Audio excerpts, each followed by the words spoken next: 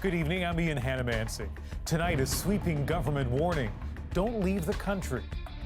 All travel outside of Canada to be considered high risk for Canadians. Limiting flights bound for Canada, closing schools, daycares, even Parliament to try to stop the spread of coronavirus. What is spreading? Panic. I saw people with like 5, 6 packages of toilet paper. When stocking up leads to hoarding or worse. And that fear is driving hundreds to get tested, overwhelming the system.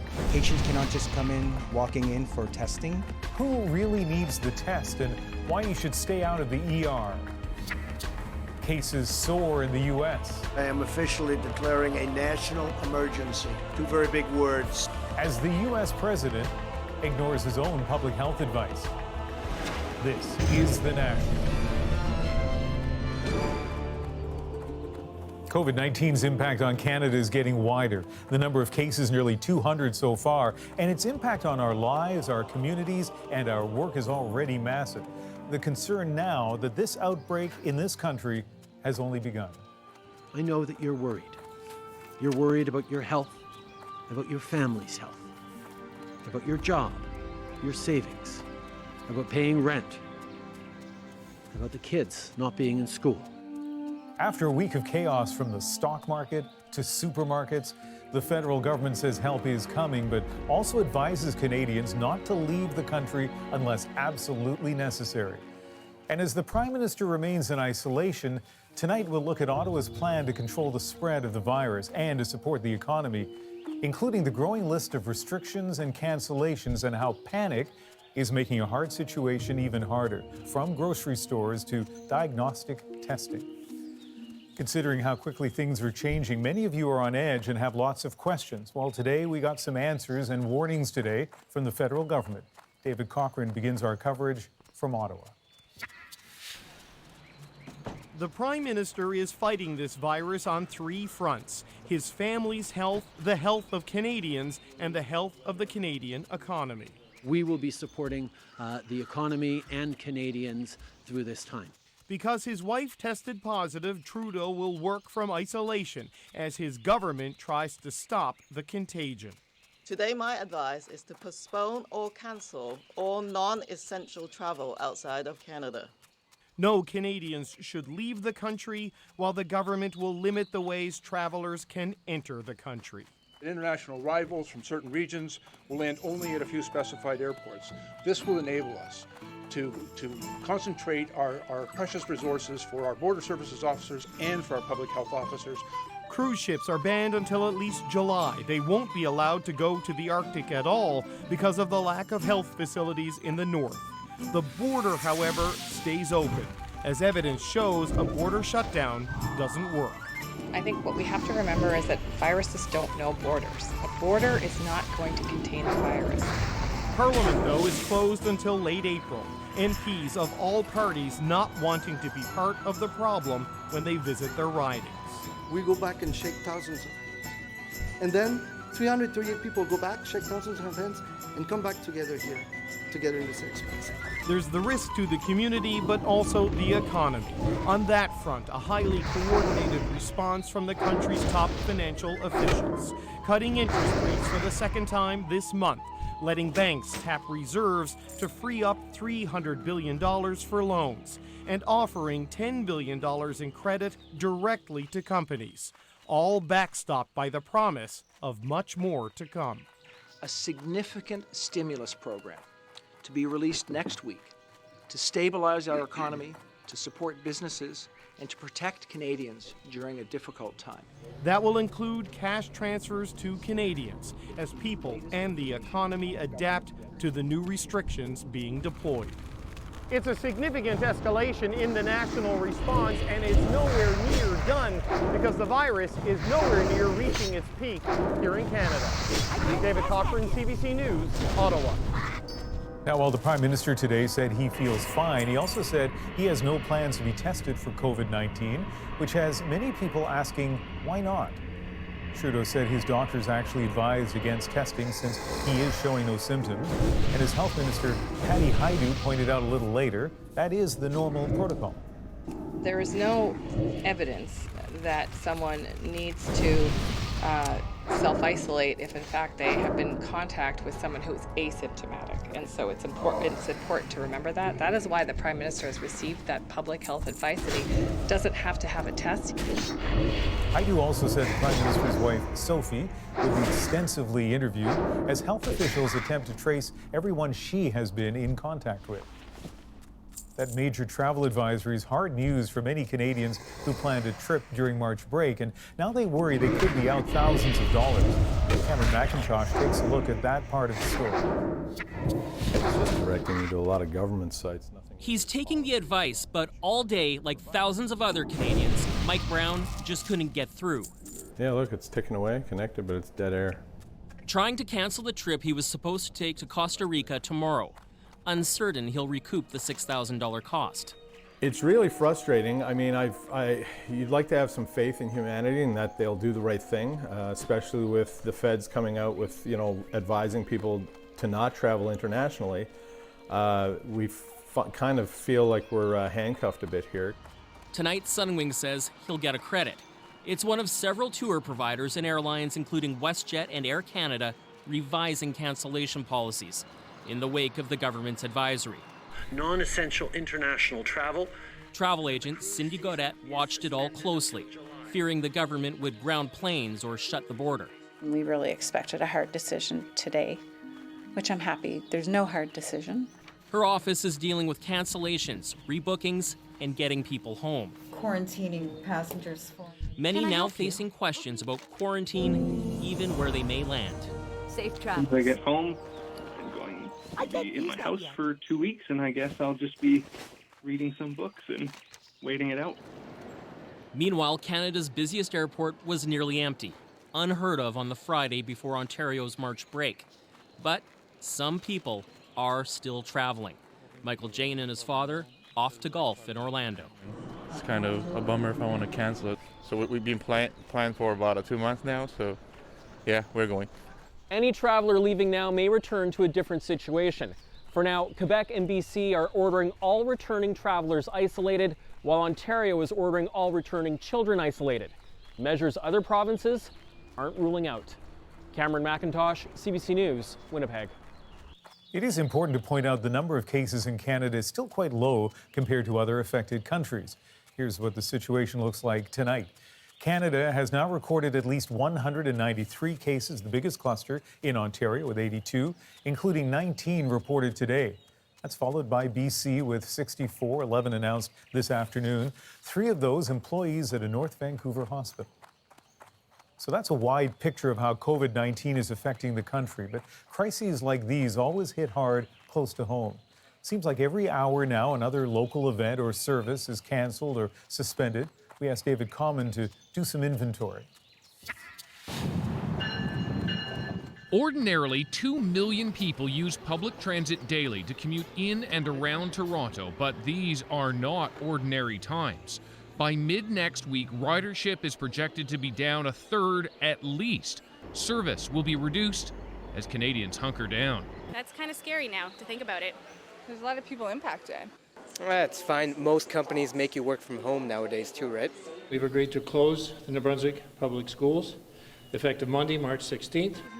Meanwhile, schools are now out in New Brunswick, Ontario, Quebec. The second possibility is many universities and colleges and now daycares too. With few other options, Canadian parents may have no choice but to work from home or not at all. If it seems like an overreaction when all this is done, it just means that it probably did what it was supposed to do. For some parents, reducing contact is about reducing risk. I think the social distancing idea is a good one for slowing down this virus, and particularly in terms of what we know about it. The closure list is long. Toronto's Royal Ontario Museum joins Halifax's Pier 21 as most other museums nationally shut down. Ottawa hardly alone in shuttering pools and rec centers. Courts either stopping or limiting trials. Concerts and symphony performances postponed. Cirque du Soleil shows stopped. All of them ended for 3 weeks with the knowledge it could well be more. An effort to limit the spread. For some, this will be deadly serious. For others, it's an inconvenience or an opportunity. I got to go to my grandparents. An advantage to Canada's closing down. David Common, CBC News, Toronto. The impacts of COVID-19 are also stretching to more than 50,000 employees of the Ontario Public Service. The province has asked employees to work from home beginning on Monday until April 3rd if feasible. This follows a vote at Queen's Park to suspend the spring legislative session temporarily. The Tories are also determining whether to postpone the March 25th budget. Another senior Canadian politician went into isolation today. PEI's Premier Dennis King says that he'll spend the next 14 days at home after traveling to Boston with his family earlier this week. In a statement, King says he and his family aren't experiencing any symptoms and believes their risk of exposure to COVID-19 was very low. While some public places have been thinning out, grocery stores are jammed with customers. They're loading up with supplies to make sure they don't run out. And in the process, emptying the shelves. Thomas Dagla went to find out what's fueling this panic. On a quick trip for essentials? Good luck. Consider this coronavirus-fueled panic buying. Empty shelves, lineups that keep going and going and going. Excuse me, sorry. Not to mention a tight squeeze in that crowd, even as public health experts urge everyone to avoid contact. Yeah, it seems about a little bonkers in there now today. There's lots of people and more than normal, even on their busiest day. I saw people with like 5-6 packages of toilet paper. Indeed, with so many users sharing pictures online showing toilet paper shelves empty, unfounded fears of a shortage run rampant. Toilet paper isn't the only thing running low in some stores, like non-perishable food items, tomato sauce, and pasta in this store. It's nearly all gone. But stores are restocking every day, and officials across the country promise. Right now, all trucks are delivering goods, and we don't expect any shortage. So what's driving the panic? This medical anthropologist blames the fear of a mysterious virus and the need to do something to help. Hoarding behaviors in the context of an outbreak are not helpful. Problem is, overbuying prevents others from grabbing their own supplies. But it gets worse, like those reselling cleaning wipes online at outrageous prices. I'm profoundly disappointed in people who are hoarding and then selling online. I think that's just offensive. Grazie mille. And don't forget, even in Italy and other countries worse hit by COVID-19, stores selling essentials remain open, while everything else grinds to a halt. In Canada, stocking up may be helpful, but buying all in sight makes a crisis worse. Thomas Dagg, CBC News, Toronto.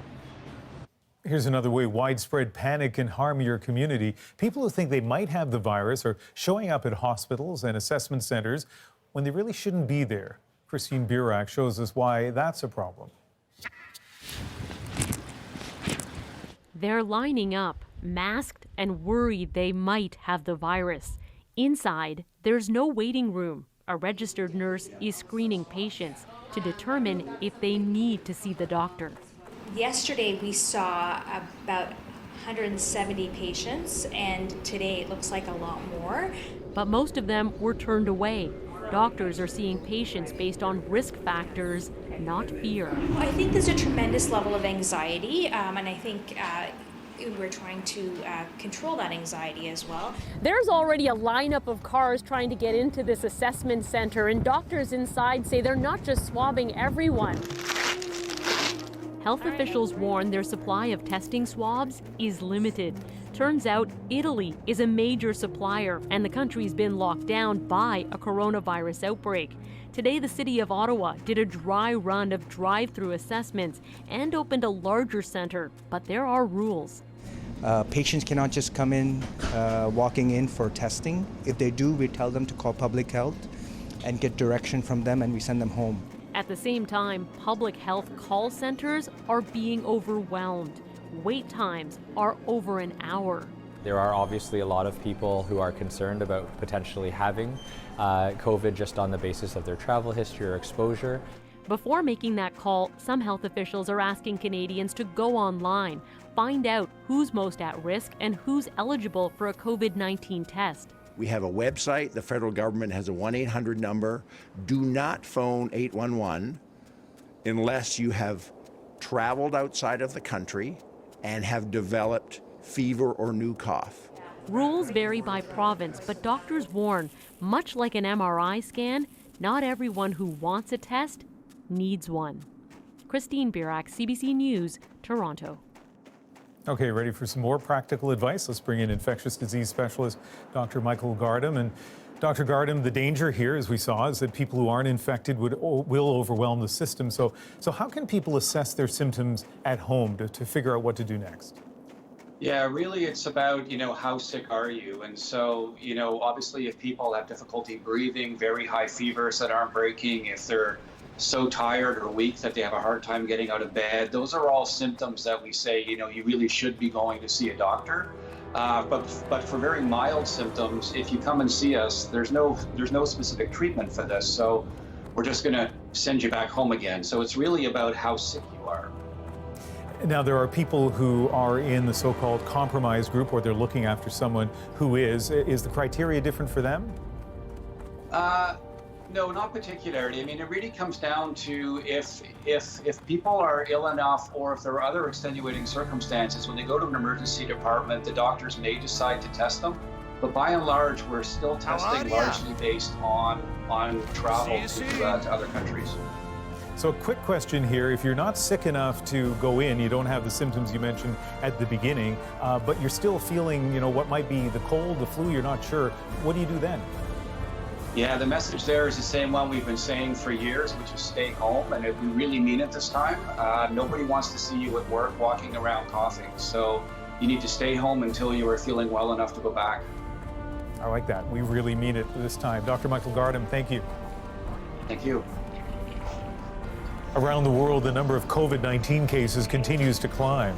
As of this evening, more than 142,000 people have been diagnosed with the virus as the world hits a grim milestone, more than 5,000 deaths.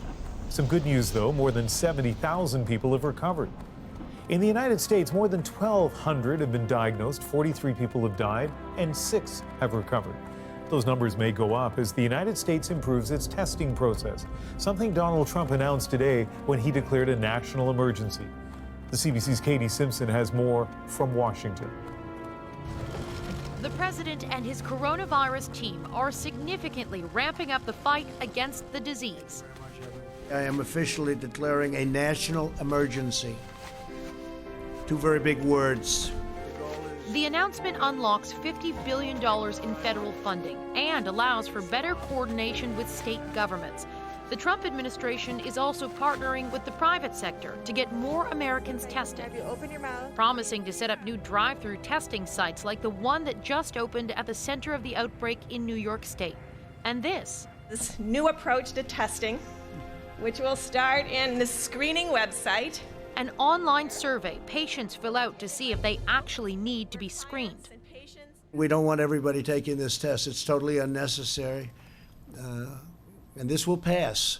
Donald Trump appeared to contradict his own advice, saying he is likely going to be tested even though he doesn't feel sick, and repeatedly ignored the advice of experts by shaking hands with several of the speakers at his news conference. Great job. Thank you very much. The president has been criticized for appearing not to take the crisis seriously. Okay, I like that. And for responding slowly.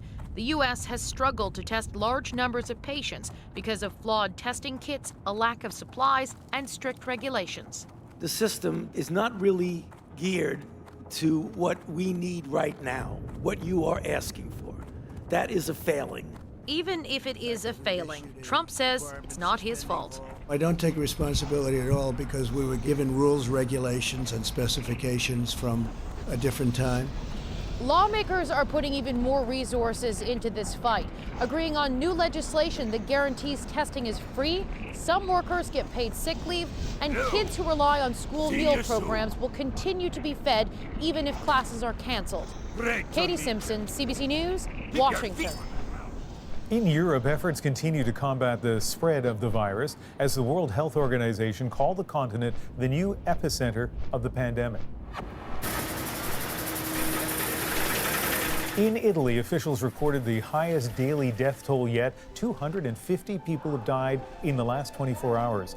That brings the total to more than 1,200, with nearly 18,000 infections overall. A nationwide lockdown continues with all shops closed except supermarkets and pharmacies.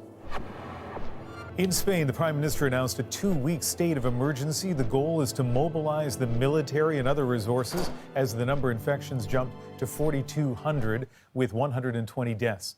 The announcement allows the government to limit free movement, legally confiscate goods, and take over control of industries and private facilities. And the Olympic torch relay is on hold because of concerns around coronavirus. It started yesterday at a pared-down ceremony, but Olympic officials suspended the remaining stops after a large crowd turned out for the opening leg in Greece. The flame will still be handed over to Tokyo 2020 Games organizers in Athens on Thursday, but no spectators will be allowed.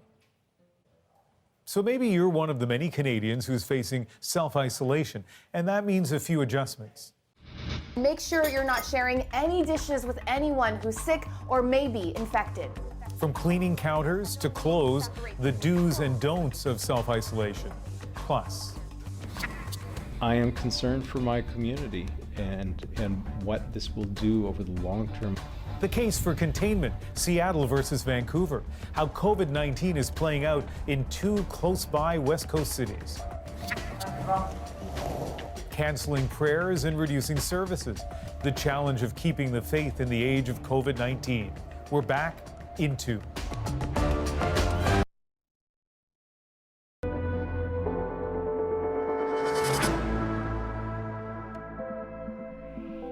Welcome back. All through the coronavirus outbreak, skeptics have downplayed the dangers, but a simple graph has been driving home the need for preventive measures.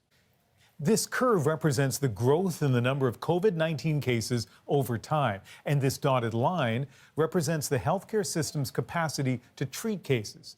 Now, without precautions, those new cases pile up fast, exceeding the capacity of the system. But if people are cautious, new cases increase more slowly, and the system should be able to cope. One of the methods to slow the spread is self-isolation, but it doesn't always mean locking yourself inside a sealed chamber. For example, you saw the Prime Minister standing outside his residence, a safe distance from the media that was gathered there. But what if you have to stay home?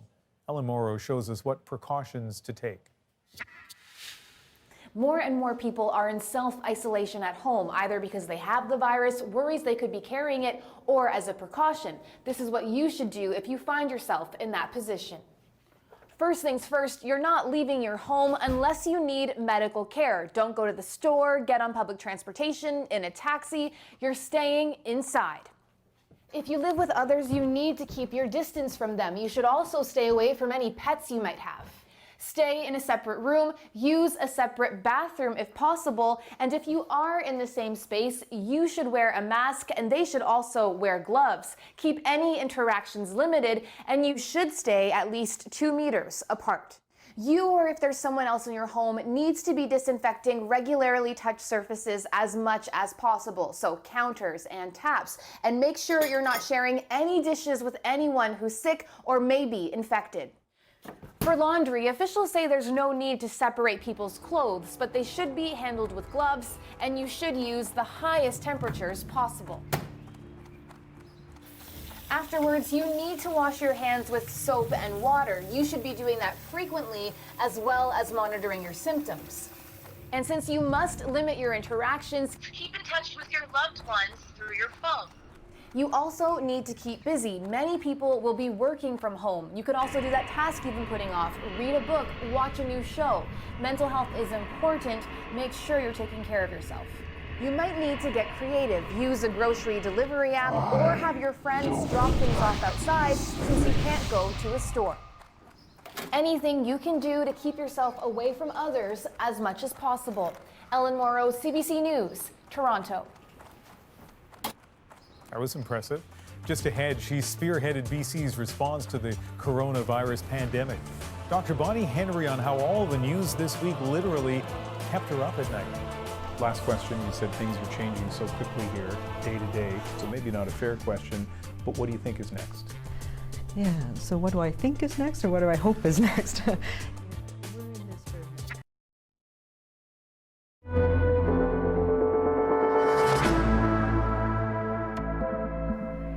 This next story is about two cities just over 200 kilometers apart with vastly different experiences when it comes to COVID-19. Seattle had the first confirmed case in the United States on January 21st. Vancouver's was announced a week later.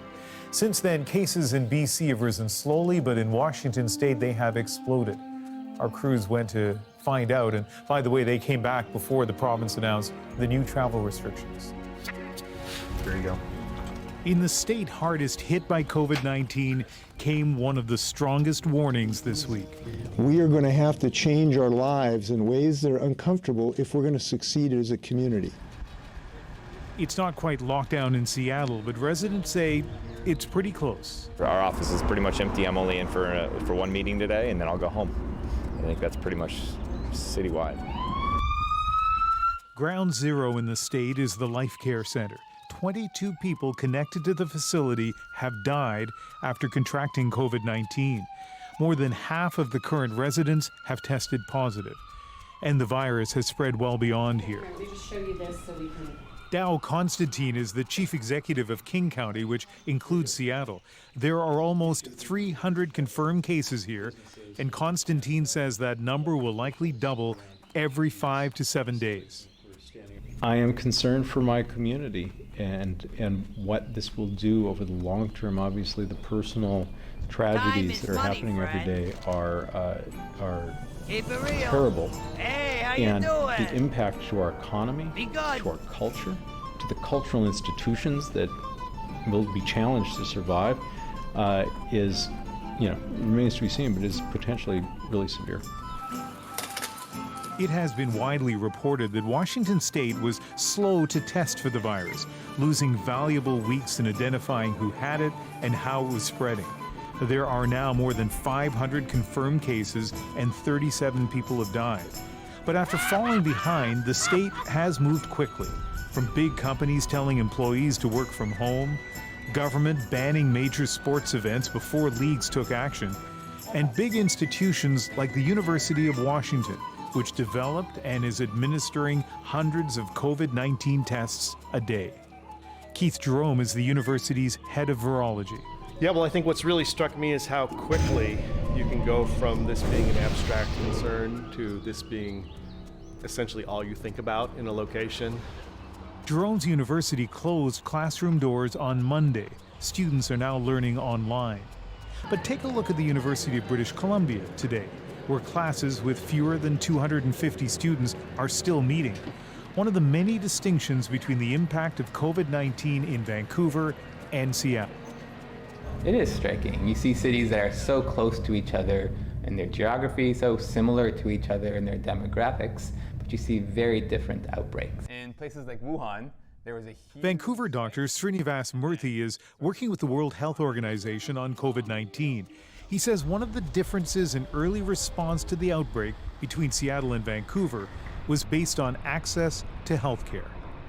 If you can't have community level coverage, which is completely across the board for everybody, you won't be able to solve the outbreak. Providing excellent care to a few people is not a solution to outbreak response. You need to be across the board. And that's why a universal health system in Canada approaches that obviously much more so than the United States. Our healthcare system is famously fragmented and extraordinarily expensive.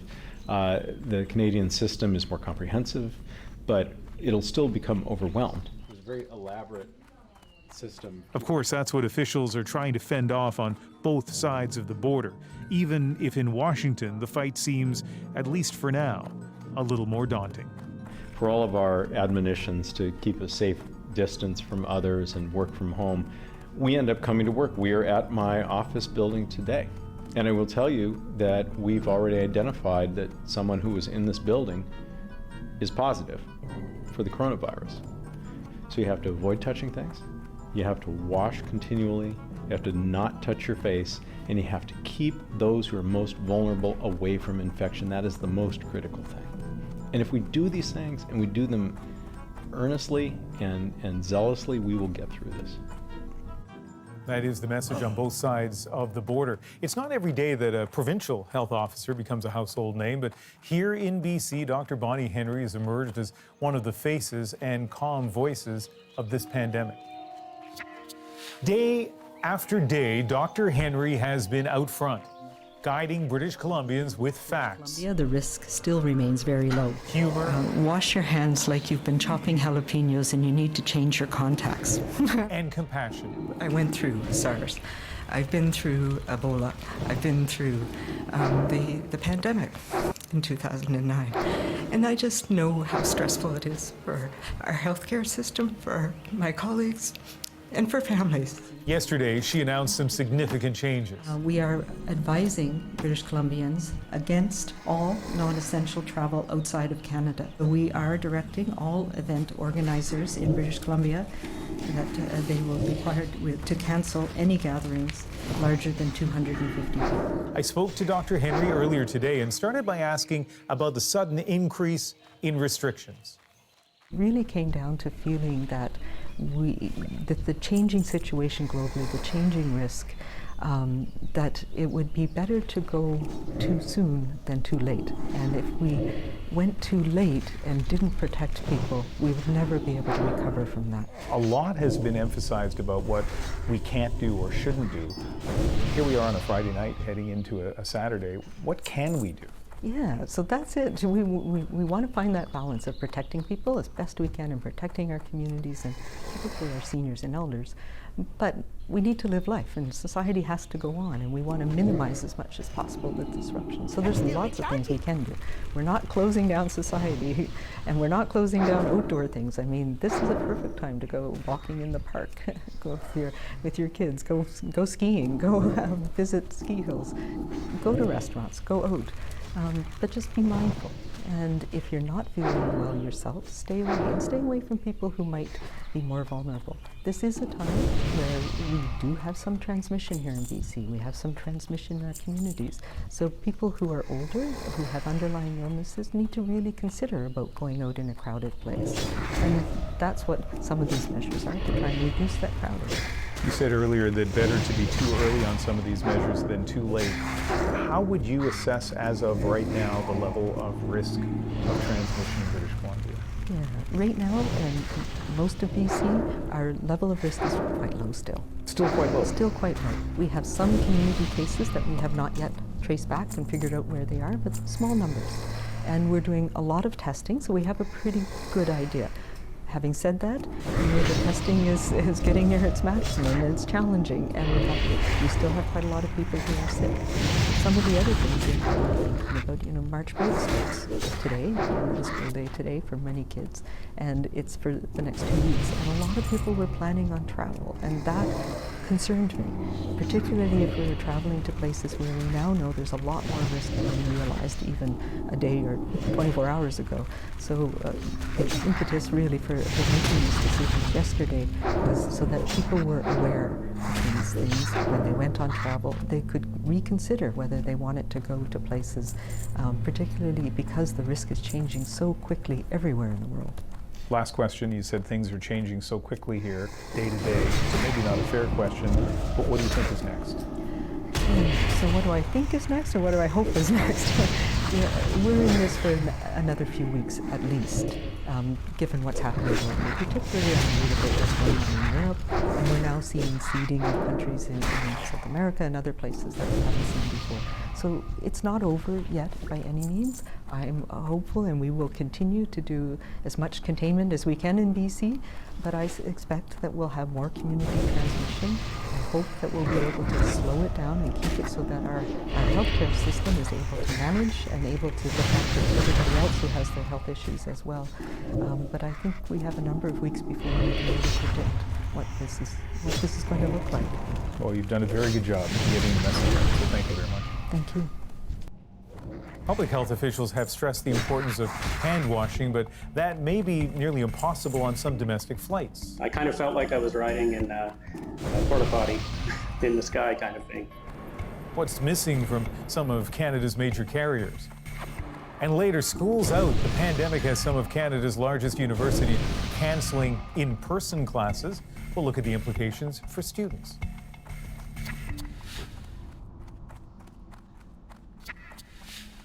Coronavirus concerns have forced thousands of travelers to cancel their flights. And for those who are still flying and want to keep washing their hands, well, they'll have a problem doing that on many Canadian flights. CBC News has found that many planes don't have running water. Dave Seglin's investigates. It's a great travel season, but what to do amid all the warnings about coronavirus? The most important thing everyone can do is wash your hands. Well, that's not possible aboard some Canadian flights. Ken Walker flew home from Halifax Wednesday on Air Canada. The washrooms have a shelf where a sink would be, but instead of a sink, they just have hand sanitizer. Not good enough, he says. Well, I think a sink with running water and soap would probably be effective on an airplane. I kind of felt like I was riding in a porta potty in the sky kind of thing. Heather Budd of St. John's took to Twitter after her flight Wednesday. Just returned from vacation via Air Canada, and the last leg of her journey, she wrote, didn't even have water in the teeny-tiny washroom. CBC's found many smaller planes don't have running water. WestJet has 47 of these prop planes without it. Porter Airlines, their entire fleet of 27, same problem, leaving travelers facing tough choices. I made sure I used the sanitizer and pretty thoroughly. Absolutely not, I wouldn't go on there. No, I work in a cafe, so I'm used to washing my hands every 10 minutes, so if I didn't have access to that, no chance. Air Canada, WestJet and Porter all say they're providing hand sanitizer or wipes if running water's not available and meeting all requirements. This microbiologist has studied hygiene on airplanes. He just arrived home on a flight from Florida. Well, yes, certainly hand washing is the key thing. More than hand sanitizers or anything else. But he says airplane washrooms present a risk, water or no water. It's a very unusual environment. A lot of people closed in. And when you go into the washrooms, as you'll know, it's very cramped. In actual fact, we found E. coli and all kinds of things on the latch into the bathroom and out of the bathroom. And so he tries to avoid airplane washrooms altogether as the airline industry grapples with this COVID-19 crisis. Dave Seglin, CBC News, Toronto. Coming up, how a lockdown country is fighting the coronavirus with pots and pans. Italians break the silence of their quarantine in our moment.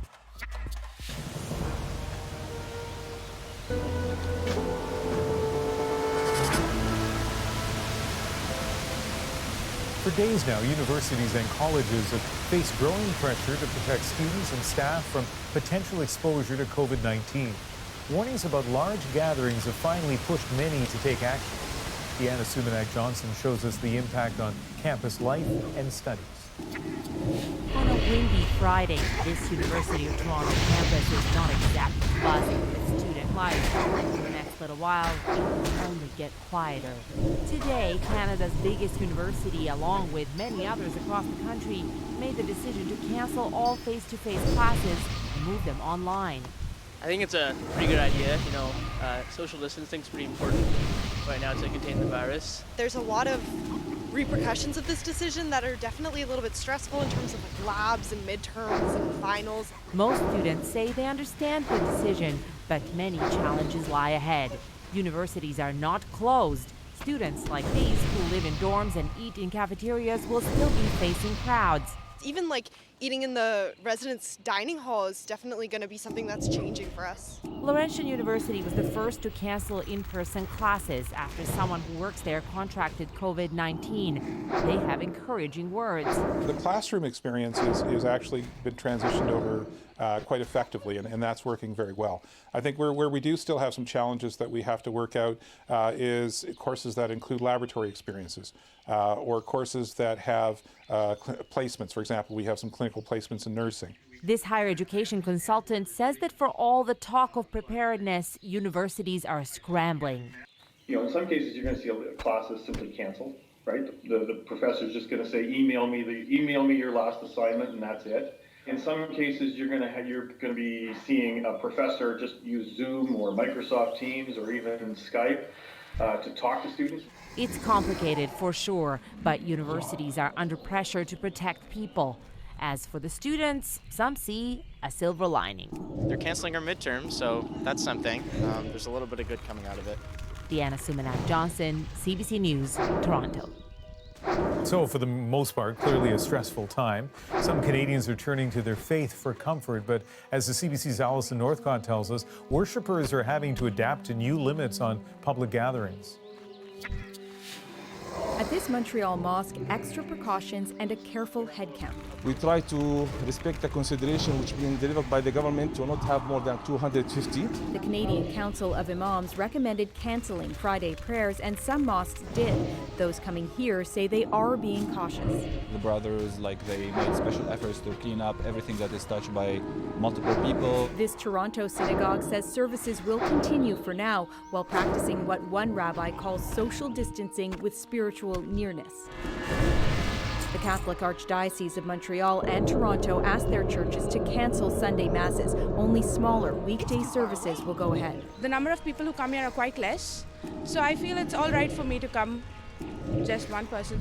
The Montreal Diocese says funerals, baptisms, and weddings can still be held with limited attendance. The Mass is a community celebration. At Montreal's St. Joseph's Oratory, where pilgrims normally come by the thousands this time of year, all Masses are cancelled, with some held online. It was a very difficult decision because the celebration of the Eucharist, the Mass, is really the core of our prayer life as Catholic, and to abandon this is very painful. In Rome, one cardinal planned to close 900 churches until the Pope warned against drastic measures. In Greece, there's been heated debate around the Holy Communion, where many worshippers use the same chalice. Faith strengthens your immune system, says this worshipper. If you really believe, you won't catch it. This man says having faith is good, but it's not going to save you from a virus. Some say these days their faith is especially important. I think it's going to help us go through everything we're going through right now. And say they will find ways to practice it throughout the crisis. Alison Northcott, CBC News, Montreal. As we've seen in recent days, the coronavirus has forced Italy into lockdown, the streets eerily quiet. But then, come evening, something happens. The air filled with the sound of defiance. It's in our moment, and that's next.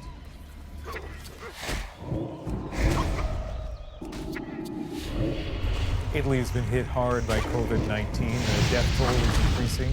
The streets often eerily empty. But through it all, Italians are finding ways to keep their community spirit alive. They're opening their windows and singing with and to each other. Tonight's song, Italy's national anthem. This cross-country show of solidarity is our moment.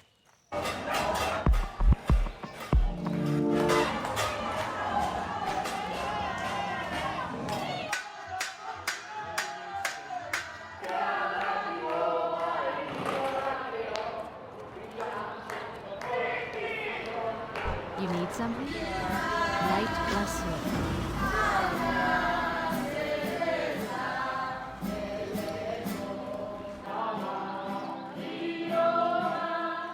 Good day to you.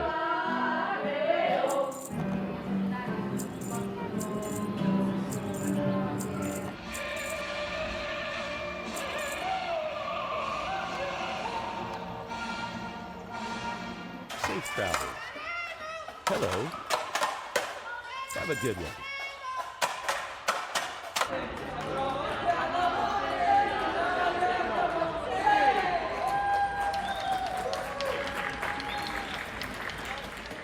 Did you see that kid put his hand over his ears? I think that was a scene just a few seconds ago, but still, what a perfect Italian way to bring community together and celebrate in the midst of that huge lockdown. And although we are nowhere near the situation in Italy, and certainly no lockdown here, maybe that's your challenge for the weekend, to come up with some social distancing way to kind of bring the country together in these times. That is The National for March 13th. Have a good weekend. Good night.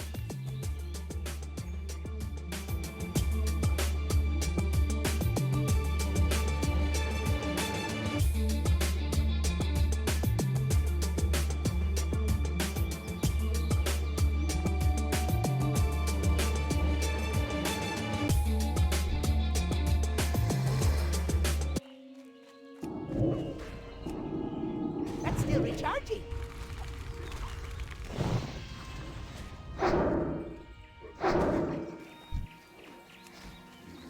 All right, here we go. So what you said when you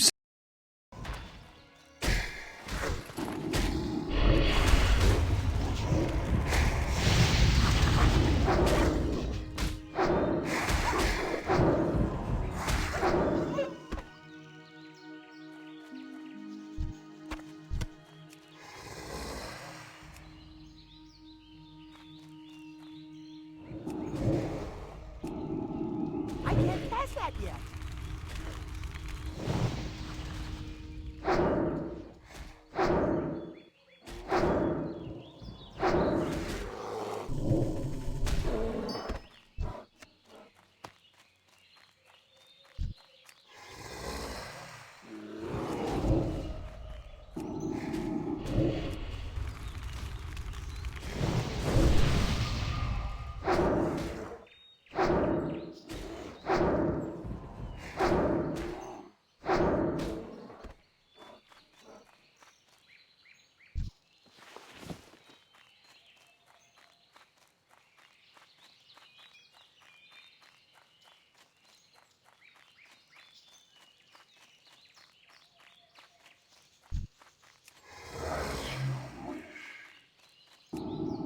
That spell isn't ready yet.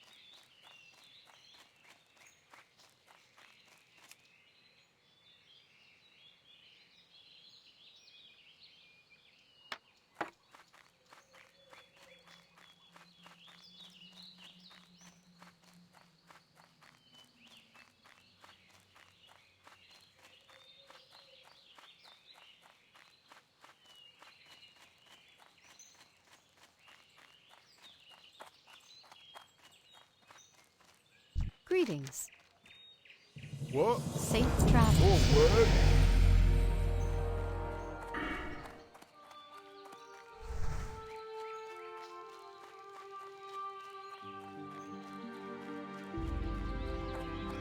what? Well met. Farewell.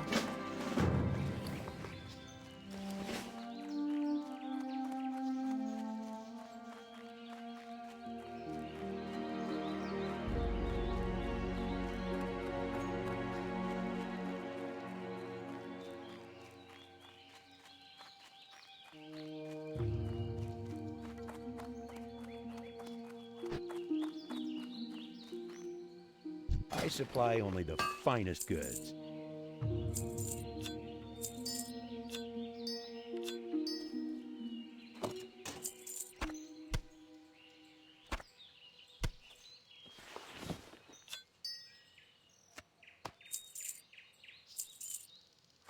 See you around.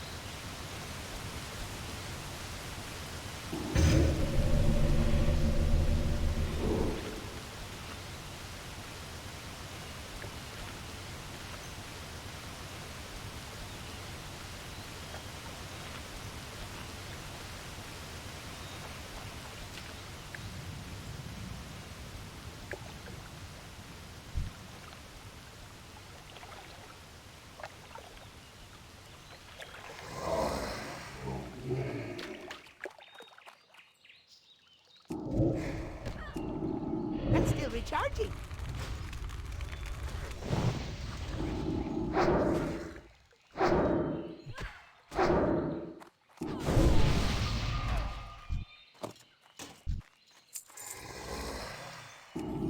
I can't pass that yet.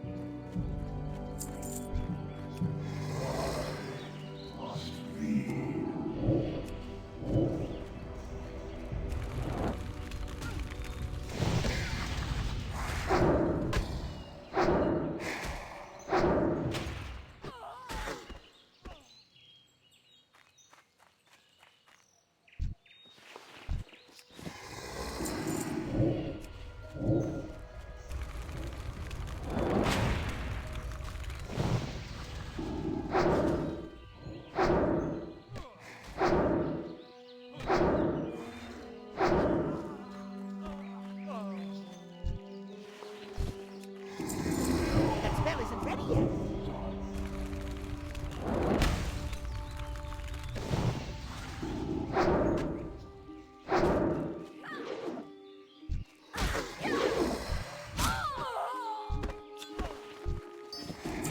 That's still recharging.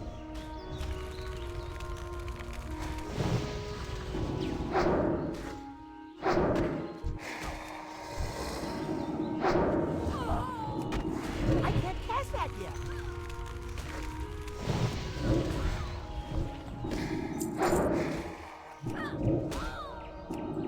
That spell isn't ready yet.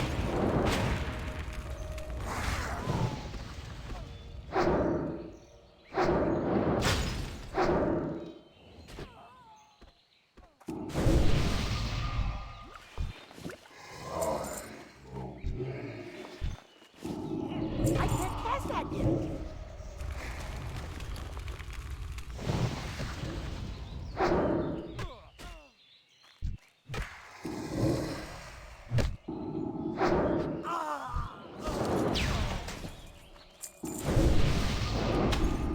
That spell isn't ready yet.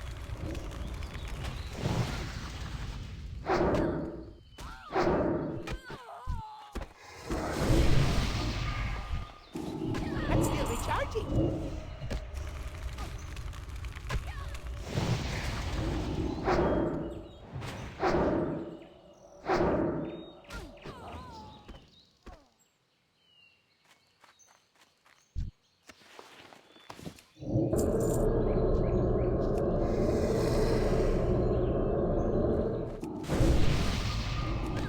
That spell isn't ready yet.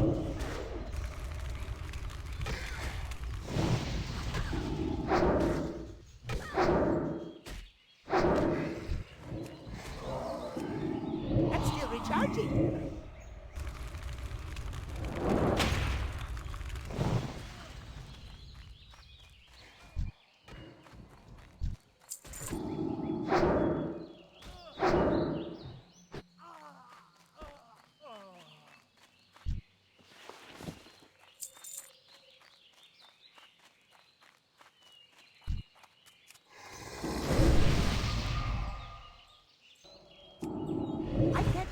yet.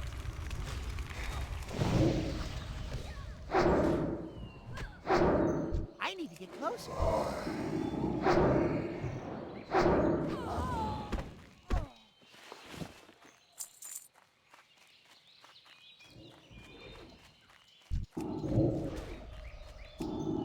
That spell isn't ready yet.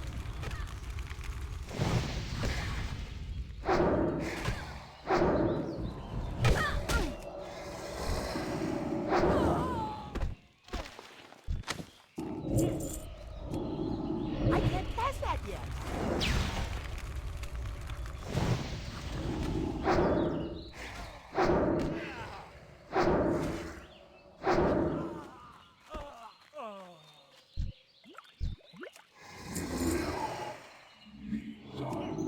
That's still recharging.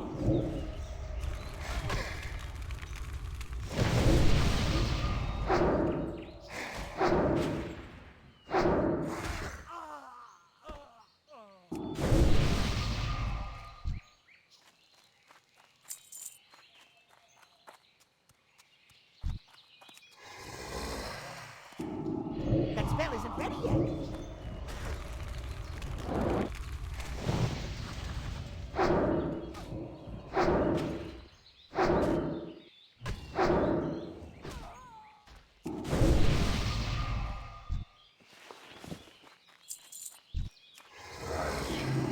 I can't cast that yet.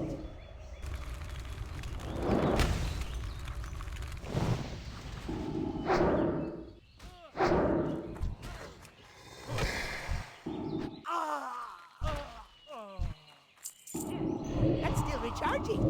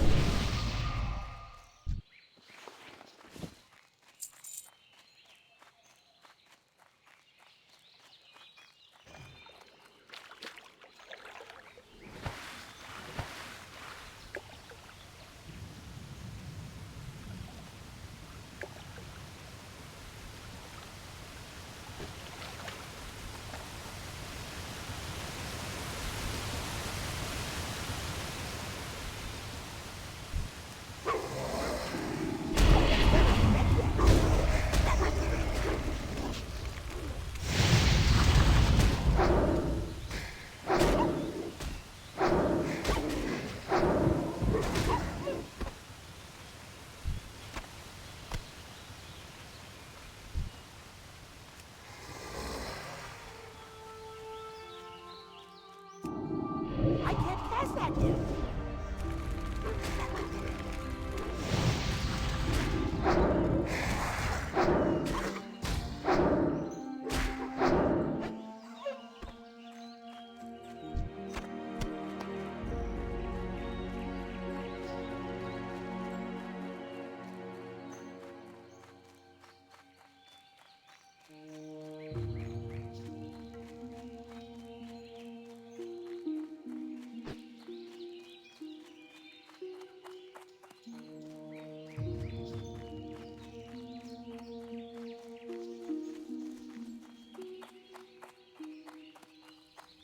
Greetings.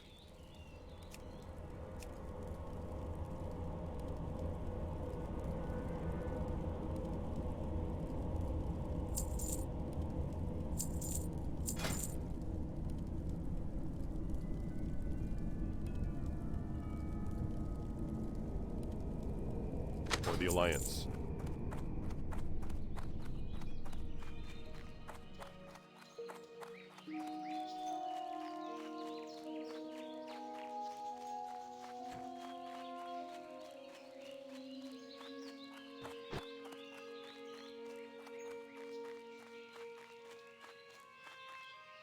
Light be with you. Be careful.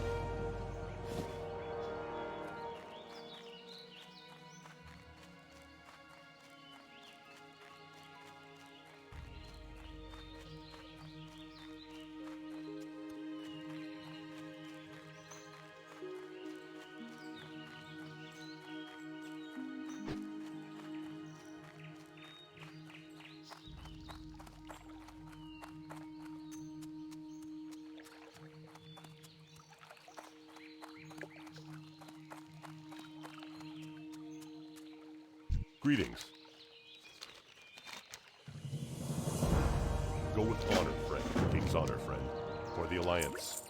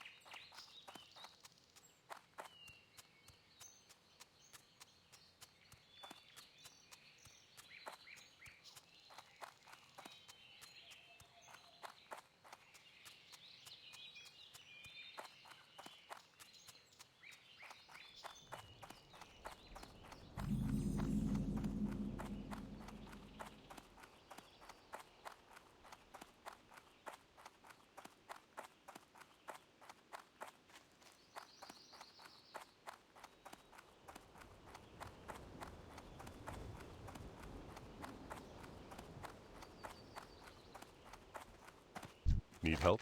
Be careful.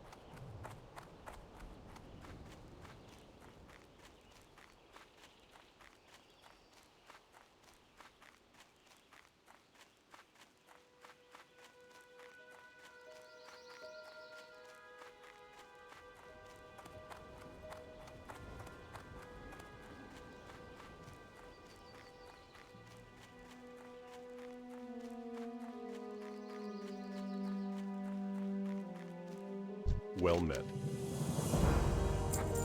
Light bless you.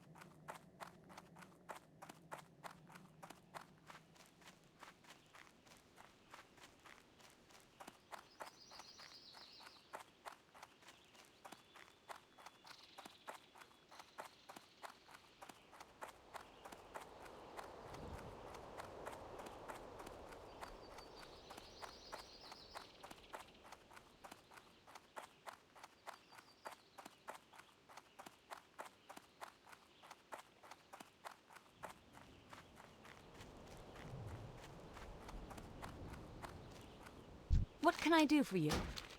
See you around.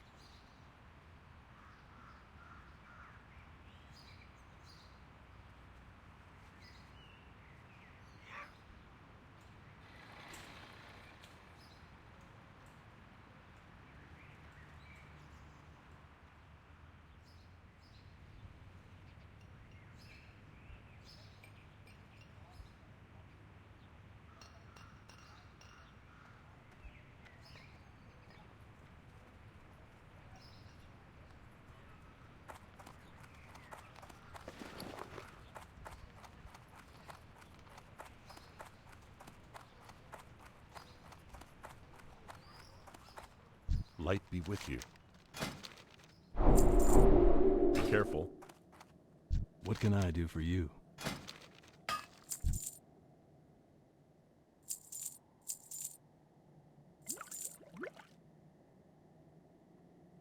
See you later.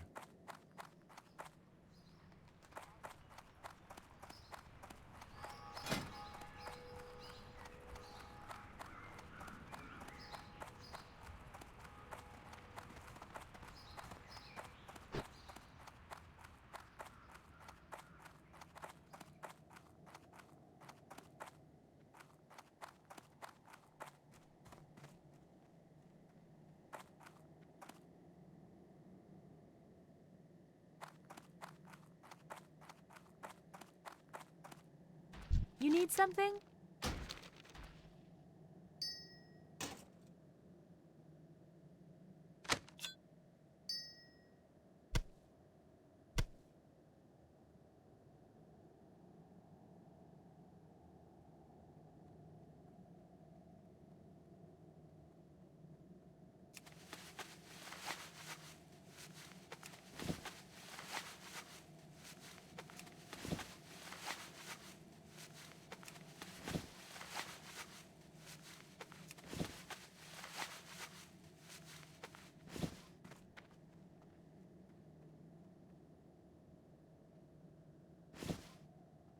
See you later.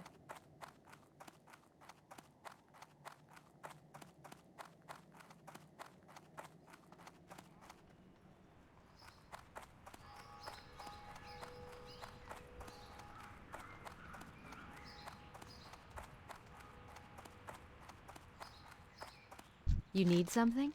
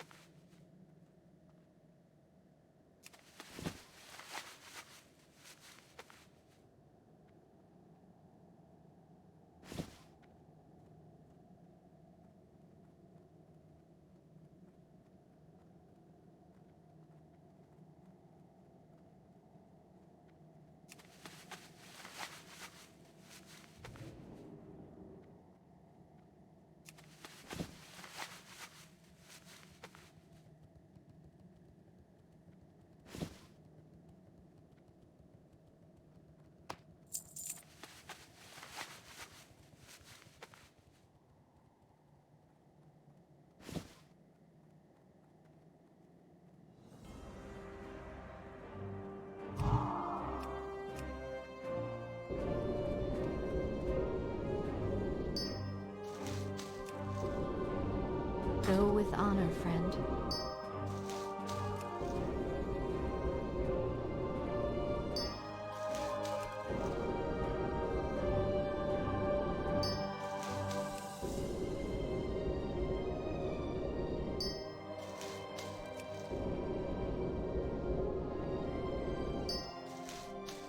Well met.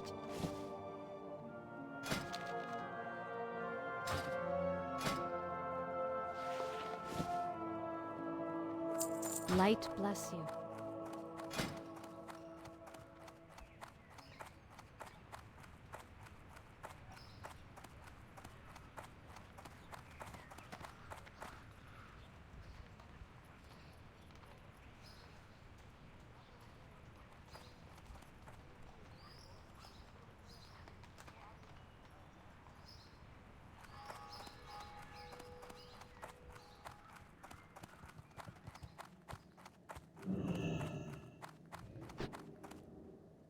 Good day to you.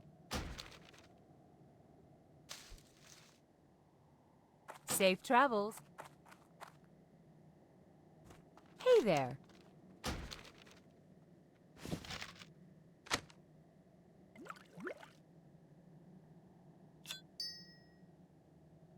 See you around.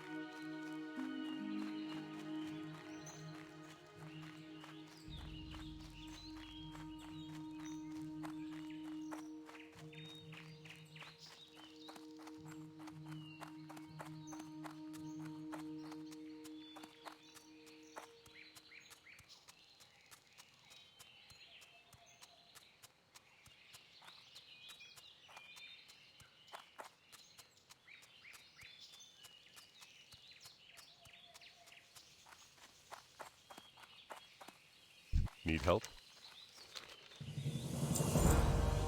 Light bless you. What can I do for you?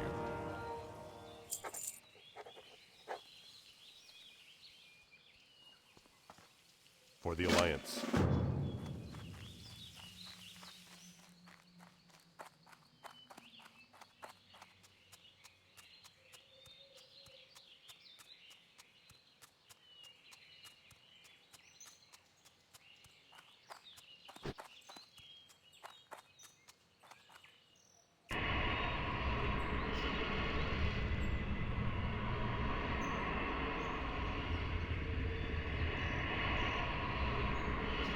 What do you want from me?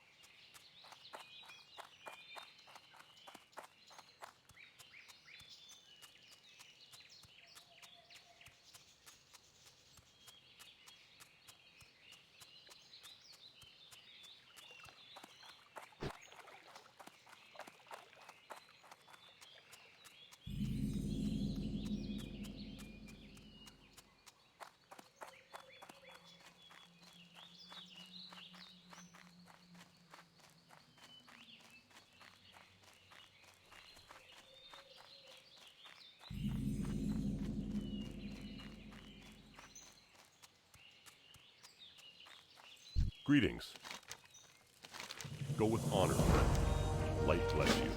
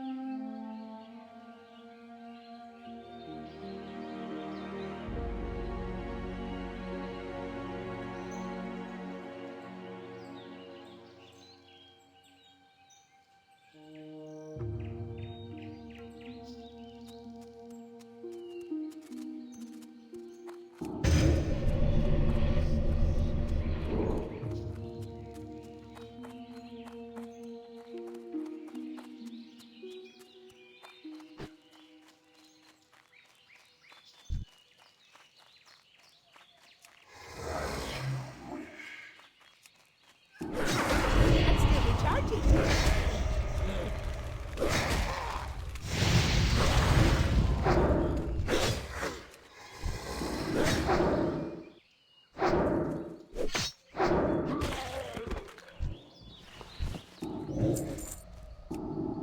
That spell isn't ready yet.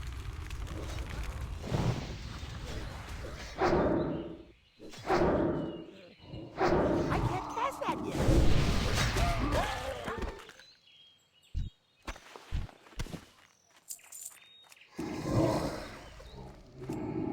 That's still recharging.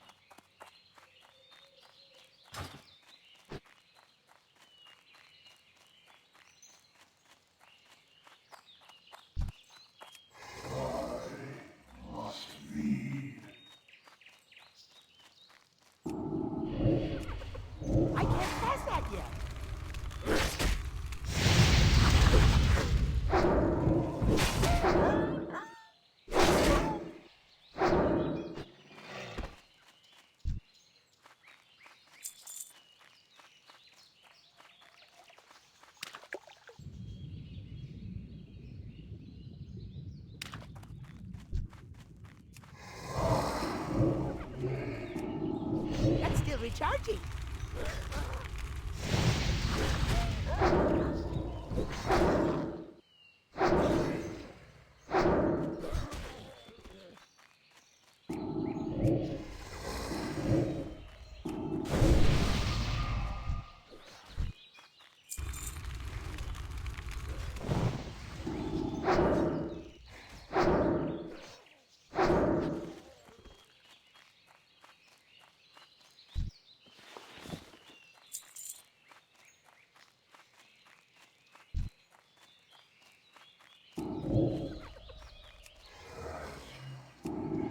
That spell isn't ready yet.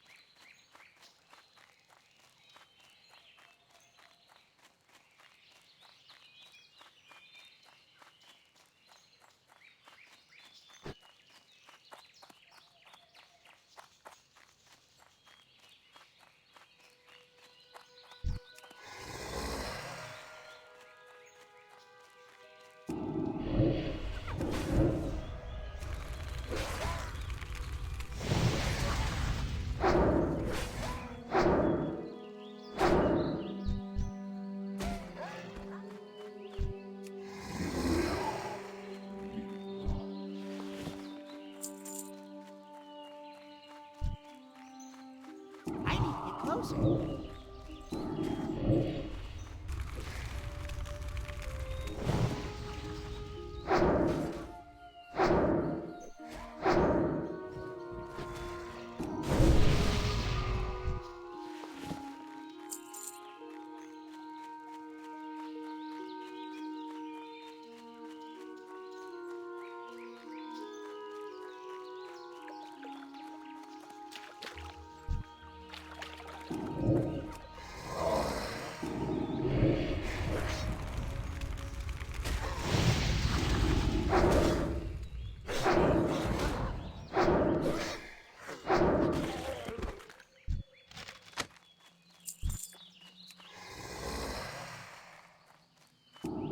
That spell isn't ready yet.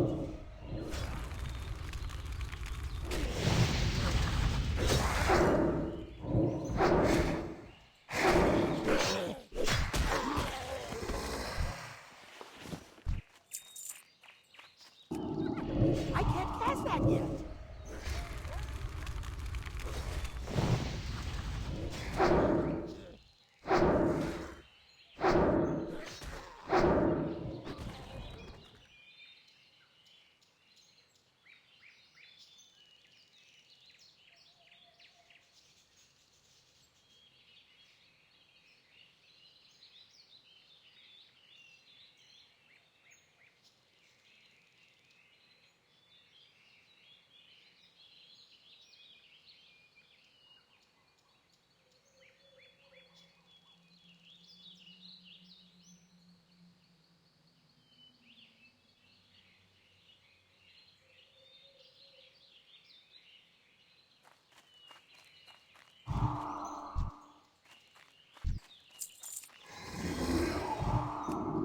That's still recharging.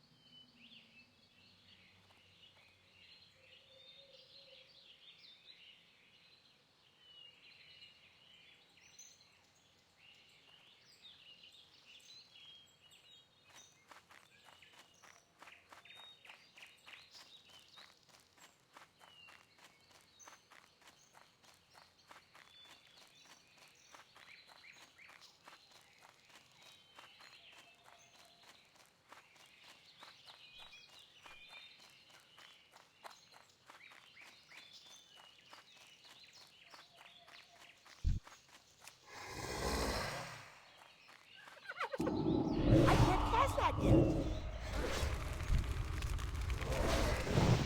That's still recharging. That spell isn't ready yet.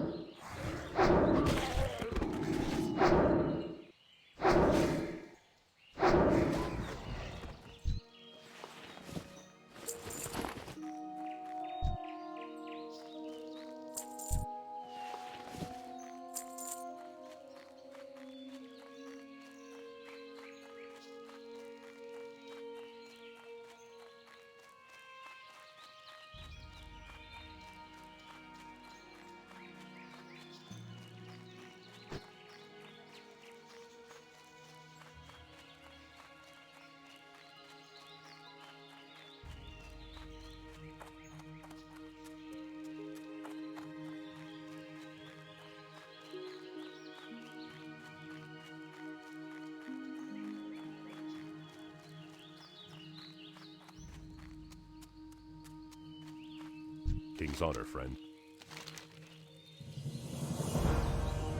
For the Alliance.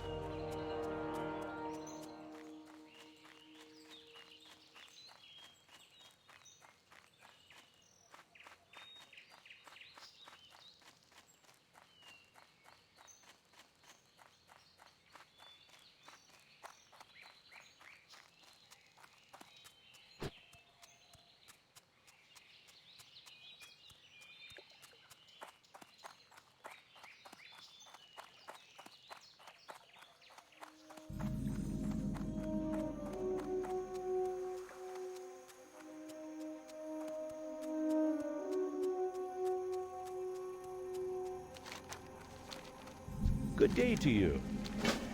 How are you? Have a good one. Hello. Safe travels.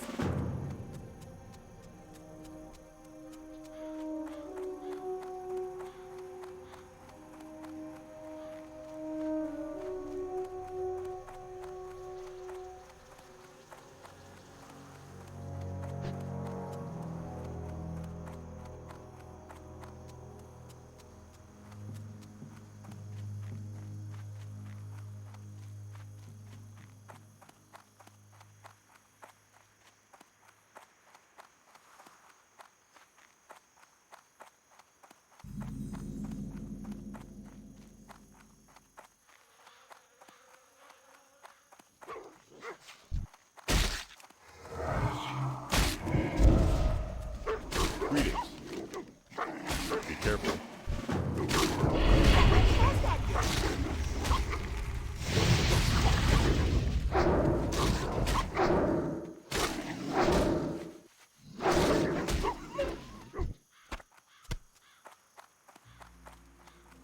Hey there. Safe travels. Well met. Farewell.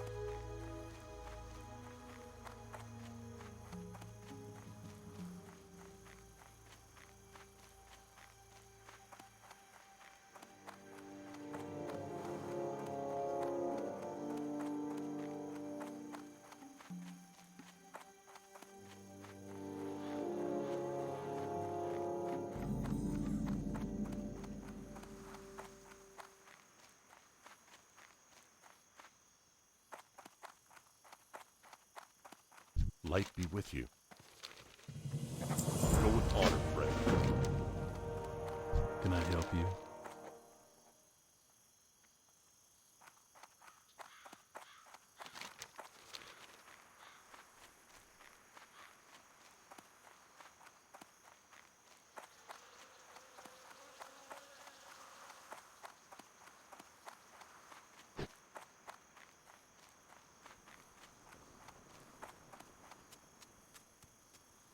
King's honor, friend. Light bless you.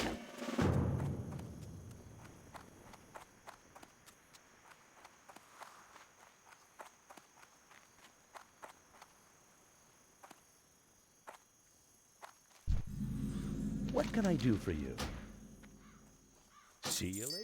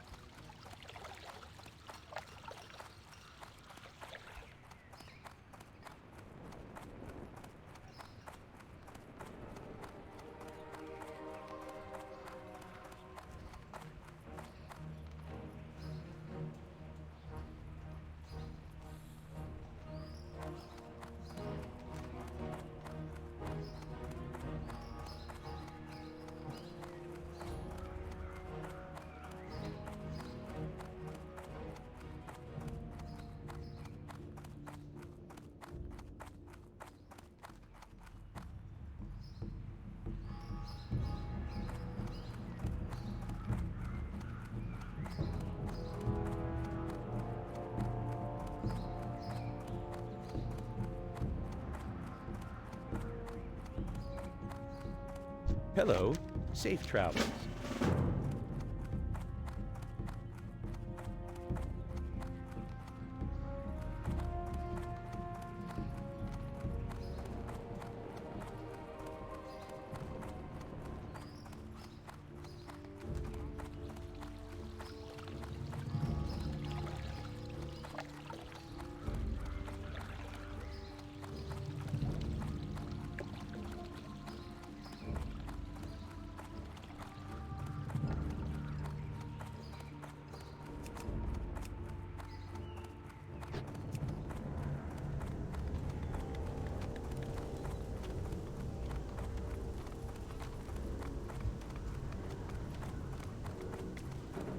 What can I do for you?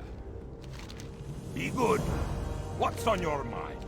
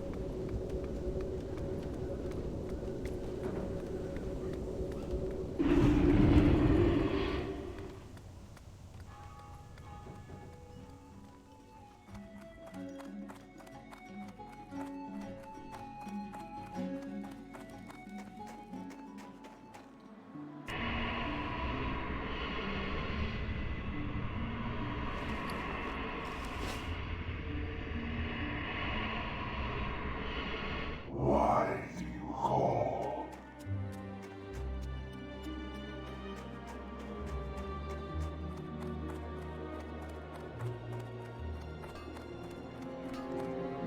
What can I do for you?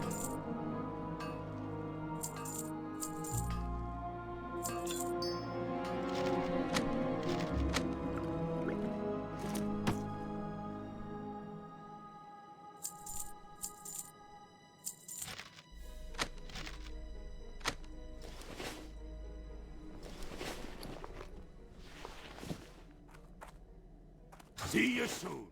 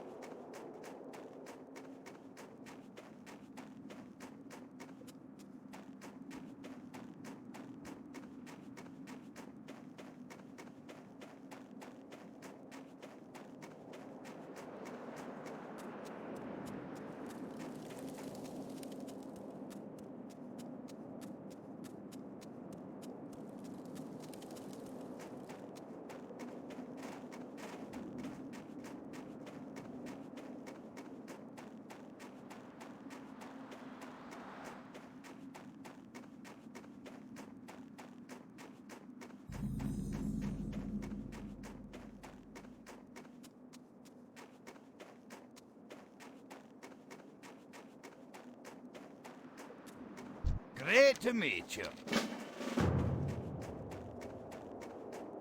You got my attention.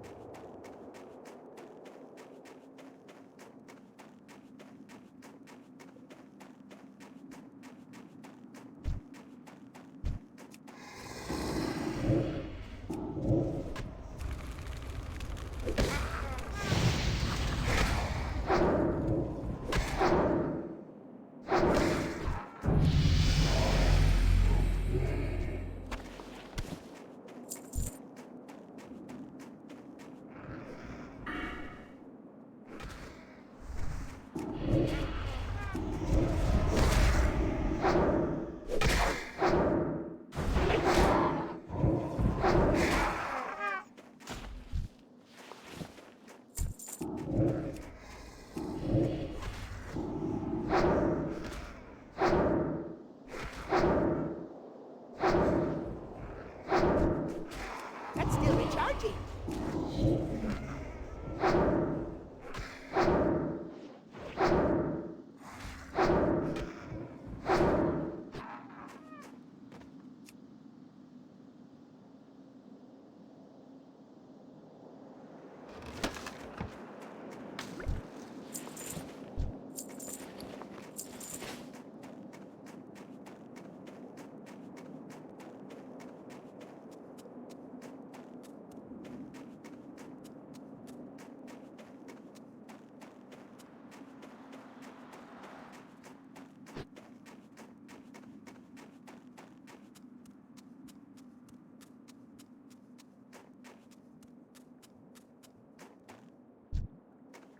Well met.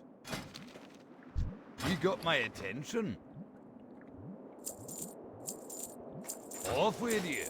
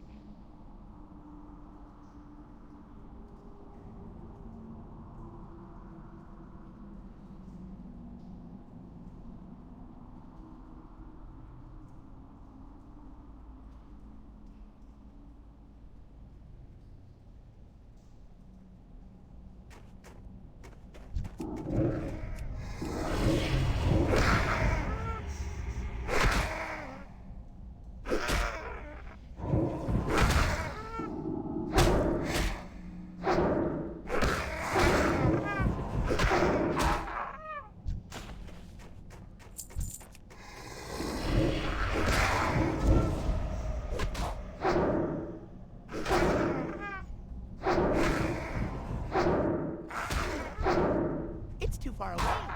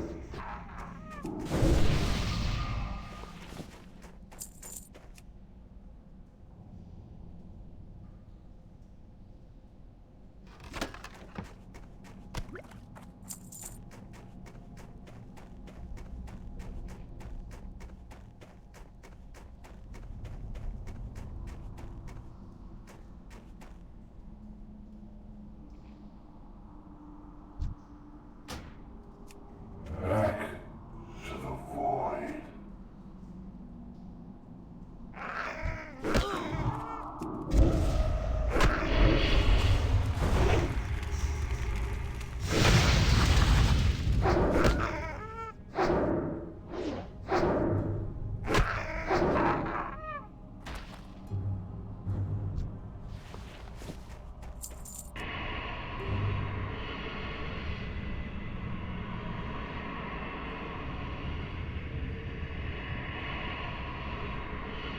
Send me back.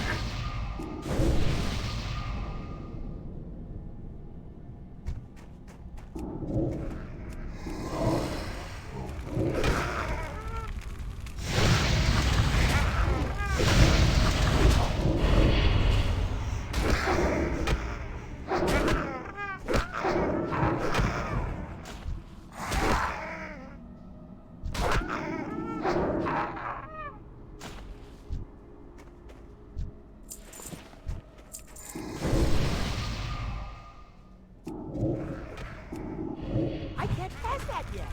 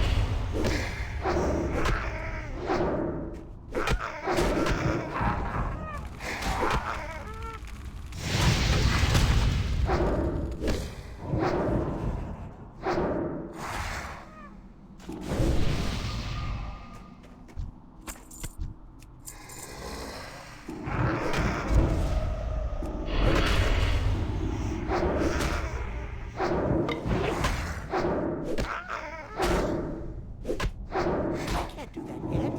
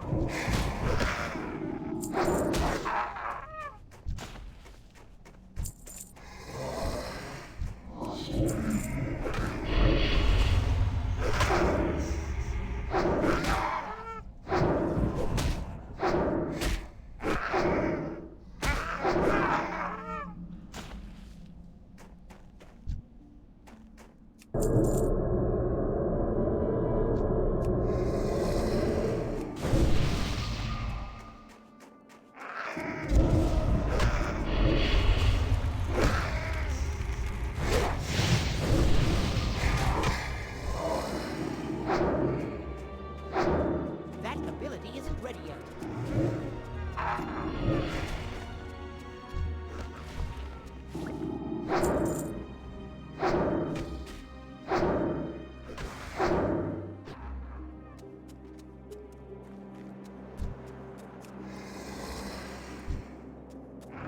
I need to get closer.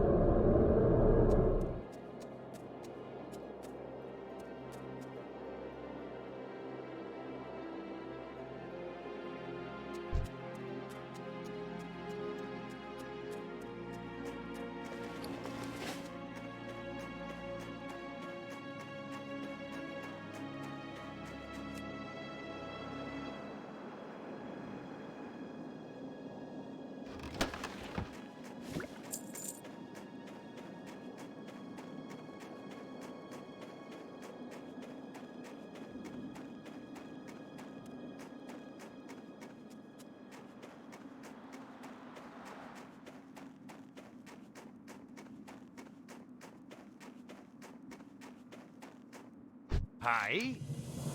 Safe travels. What's on your mind?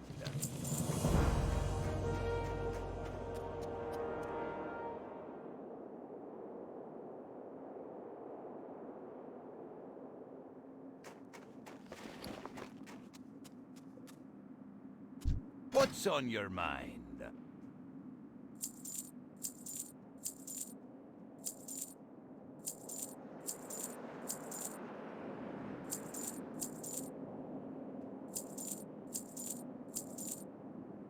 Watch your back.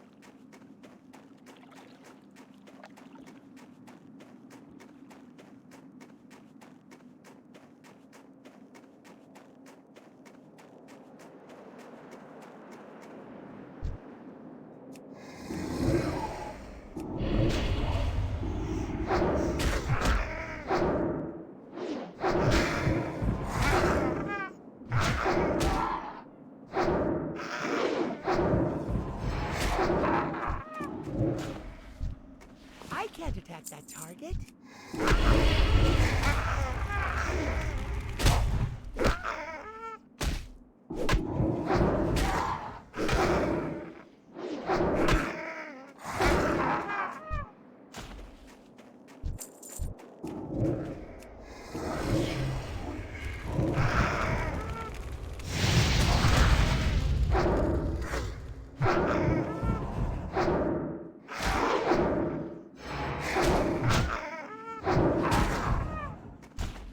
I'm out of range.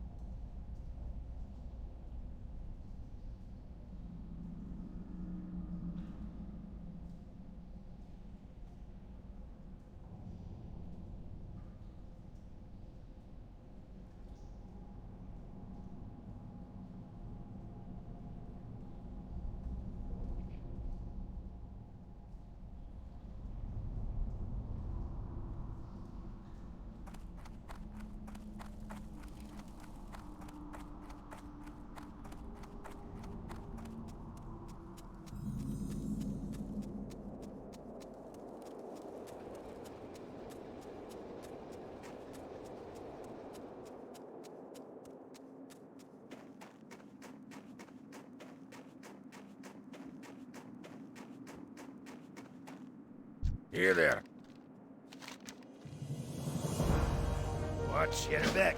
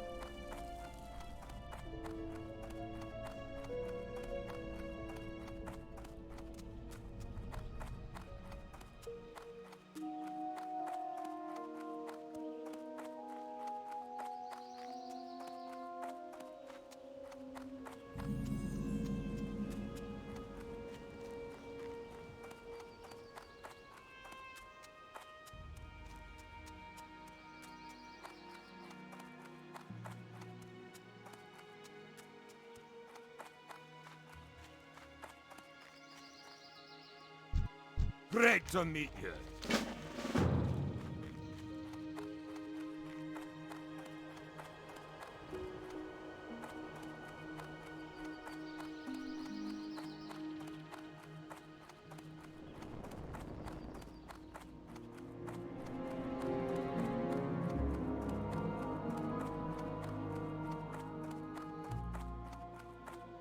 What's on your mind?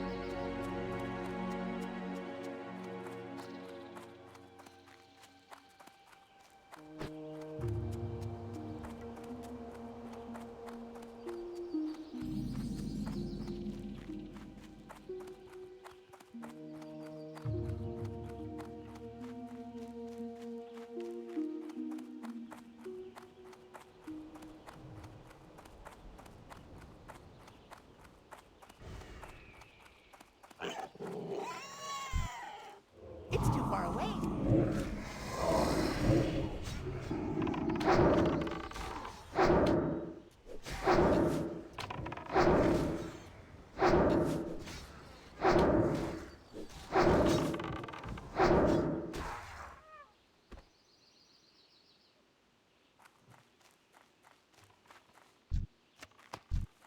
I'm out of range.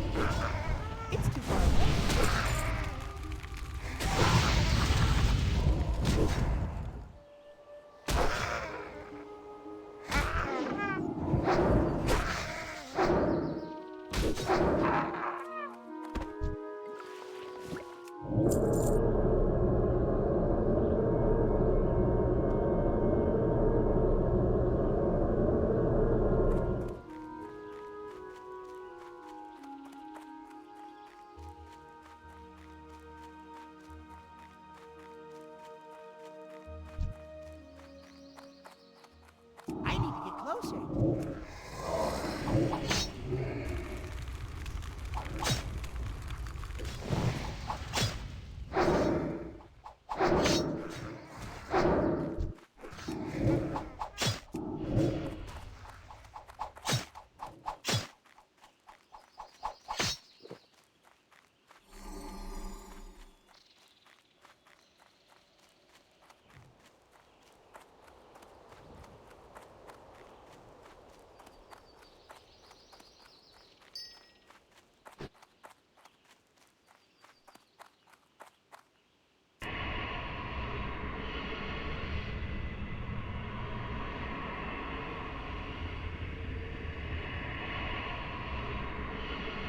I don't like this place.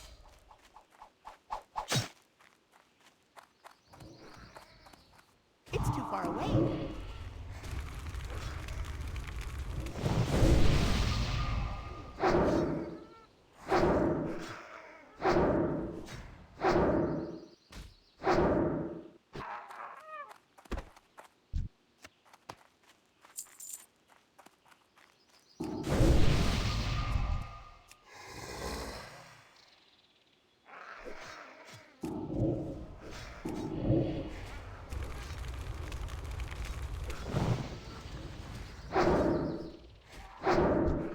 That spell isn't ready yet. That's still recharging.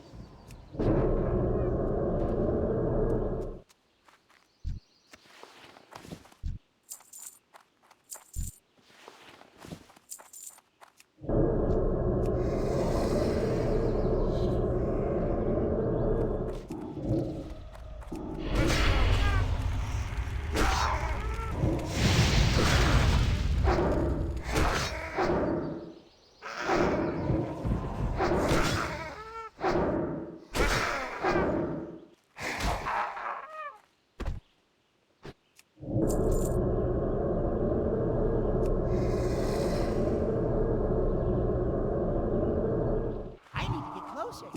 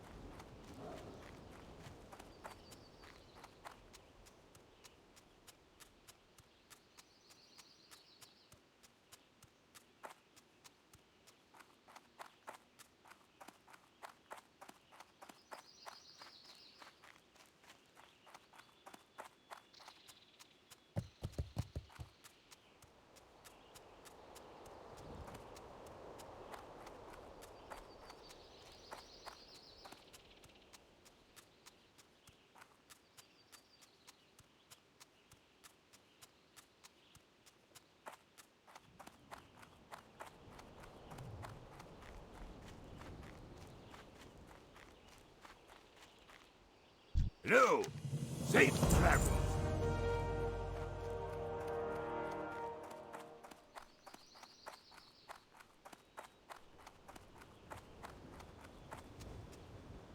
What can I do for you?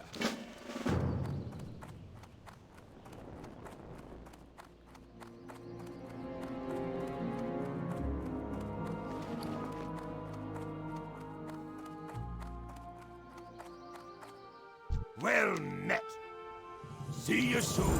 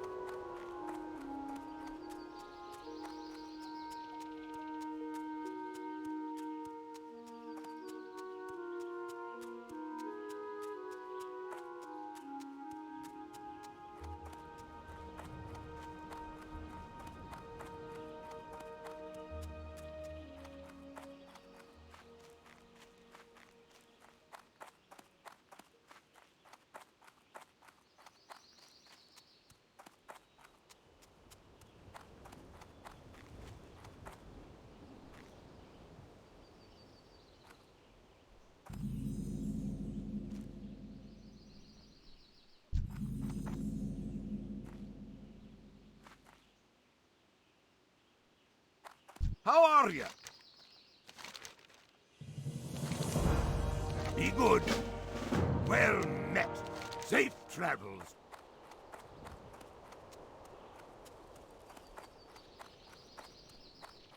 Great to meet you.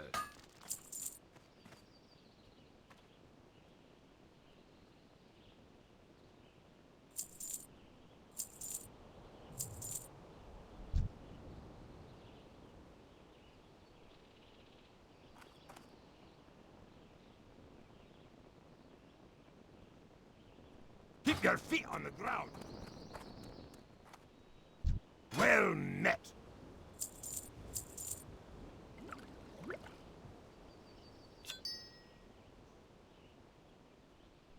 See you soon.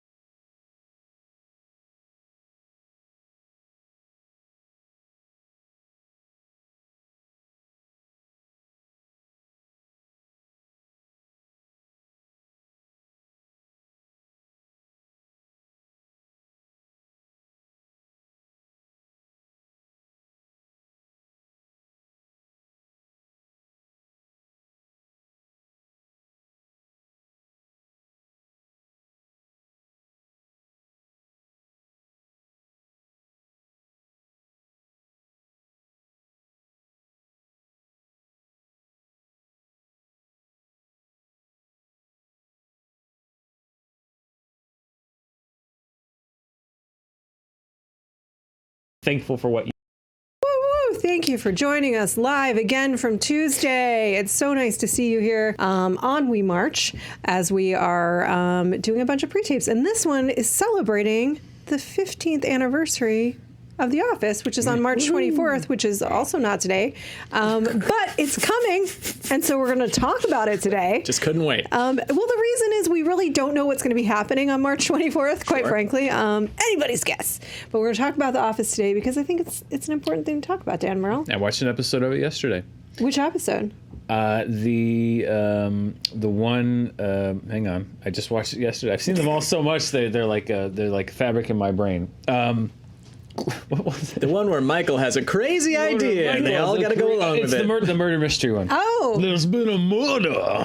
It was in my head because people kept talking about it with Knives Out and Benoit Blanc, and so it was kind of stuck in my head, and I was just looking to kill a little time. And I was like, I should watch an episode of The Office, and I watched that one. Well, really we're going to dive into this right now and what made The Office endure, because I know a lot of people talk about this, but I do find it one of the more interesting phenomenon that this generation loves Friends and loves The Office, which are pretty different shows. And I want to start there, which is, all right, well. Can we go a little bit more into why they're different? Structurally, they're quite different. Yes, yeah. So good, talk about that. Okay, The Office. It's a fantastic show. The UK one is genius. The US one has many genius moments throughout its 9-season run. Like 9 or 10, yeah, 200 something episodes. Yeah, a lot. Too long to expect it to be a home run every time. Exactly. But when it was good, it was great. And I think that in large part that's due to the format, to the mockumentary format. Before that, was just farmed out for this, that, and the other sitcom. Because The Office, it's an even better show. The characters shine even brighter because they realize that they're on camera. Specifically, Michael Scott is the type of guy who is just even that much more funny and even that much more understandable and ridiculous because he's playing up who he is for the cameras who are filming him. Okay, yeah, so this is kind of my point, is that this is why I think Friends and The Office are fundamentally, diametrically opposed to TV shows, for the following reasons. One, to your point, now the mockumentary style is everywhere, but it wasn't at the time, so it was really playing with the format of the sitcom, of the workplace comedy. Two, is that it hired people that looked like actors who really, for the most part, looked like real people. Even the romantic leads, they're very, very attractive, but they're not blindingly gorgeous Hollywood versions of real people following love. When they told the love story, it was an incredibly grounded love story. They had problems, they got married, they had a kid, but it's my favorite love story of all time on any TV show. It really is. I love Pam and Jim.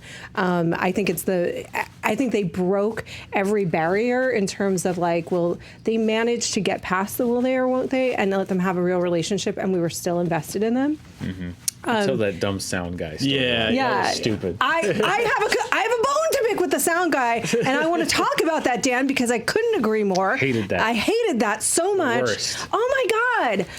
Thank you. Because that was not their relationship. That was not who they were. Who they were. Totally betraying the character. Who they were was the time that Pam was in New York and having fun with her school friends, and Jim was going to go, and he turns the car around and he says, "Nope, I'm not going to do it because I'm not that guy, and we're not that couple." That's right. That's their relationship. That's their relationship. Yep. Oh my God. We got a lot of ground to cover. Where were you in the IGN comments when I wrote exactly that, and I got a lot of flack for it when I reviewed the last season of The Office, and my biggest bone of contention was what they did with Pam and Jim, which I thought was a total betrayal of the absolutely stunning work they had done with those characters before that. But The Office, to your point, is also incredibly self-aware. These are incredibly flawed characters. Friends is Friends is 100%, it falls into those tropes and falls very much, their apartment is so huge in New York. They're ridiculously beautiful. It's all very glossy. They are not self-aware. It's like the same beats and the same jokes over and over again.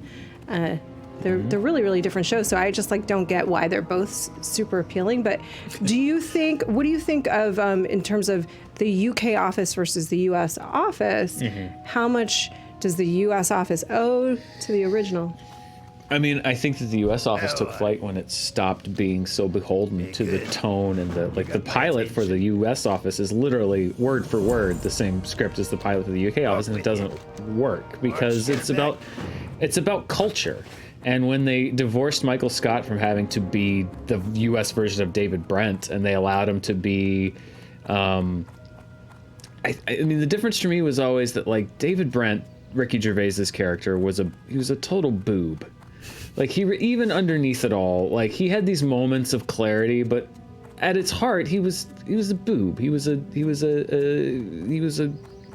just a not a great guy. I know that he had these little moments and he got his little redemption sort of toward the end. No, he's an ass. But he's an ass. Yeah, he's an absolute he really ass. is an That is his unrepentant- nature. Is That's to be what a Ricky complete Gervais does. Ass. Whereas I think his whole thing. where Michael Scott and Steve Carell started clicking is when they decided, and it was somewhere around the time when they had the Chili's episode where he had the meeting with Tim Meadows, or when you would see the fact that like at his heart, Michael Scott is a good guy. He just cannot get out of his own way. I think that distinction is what made the show work. If he'd just been like I love the UK version of The Office, but it is for a US sitcom, it is too bleak. Yeah. It is too just like a little too cynical, I think. I'm not saying that's a bad thing. I think it's hilarious for that reason, that a lot of the people underneath it all are just complete a-holes. But like even with Dwight, they were taking Dwight down that thing, like the one I think it was early on where he like steals Jim's biggest commission of the year. Yeah. I think when they realized that by making Dwight someone who is a weird guy, but again, has this almost unwitting ability to be a good dude. He just, again, doesn't really want to Despite be. himself. Despite himself. Yeah. I think when they allowed the characters to breathe on their own and move away from the UK was actually when the US office started clicking for me. Yeah, and I think to your point, Spencer, one of the interesting things about The Office, particularly at that time, is like how much of your character is revealed by what you want to present to the world, and if you care about what you're presenting to the world. Because our favorite characters didn't really seem to care so much that they had a camera on them, but Michael was obsessed with it. He definitely cared, and yeah, I mean, it's telling that the most revealing character moments are the ones like when Jim asked Pam out, where they kind of. They're already breaking the fourth wall, but they're breaking the fifth wall. Like when they'll take the mic off and like go somewhere, the cameras will be catching them when they don't think they're being filmed. That's when you get like to the real truth of these characters. Which is, I think, speaks to the writing on the show, and it's just a really, I agree. I think it's just really smart, and for the most part, it went on way past where it could sustain knocking it out of the park every single episode. In that final season, I really do think suffered, and they sacrificed Pam and Jim pointedly. Still believe it, but they brought it around at the end, I thought, in a really great way. Yeah, the last few episodes they got it right. Was his name Mike? Who? The sound guy. Brian! I don't remember. Brian, the sound guy.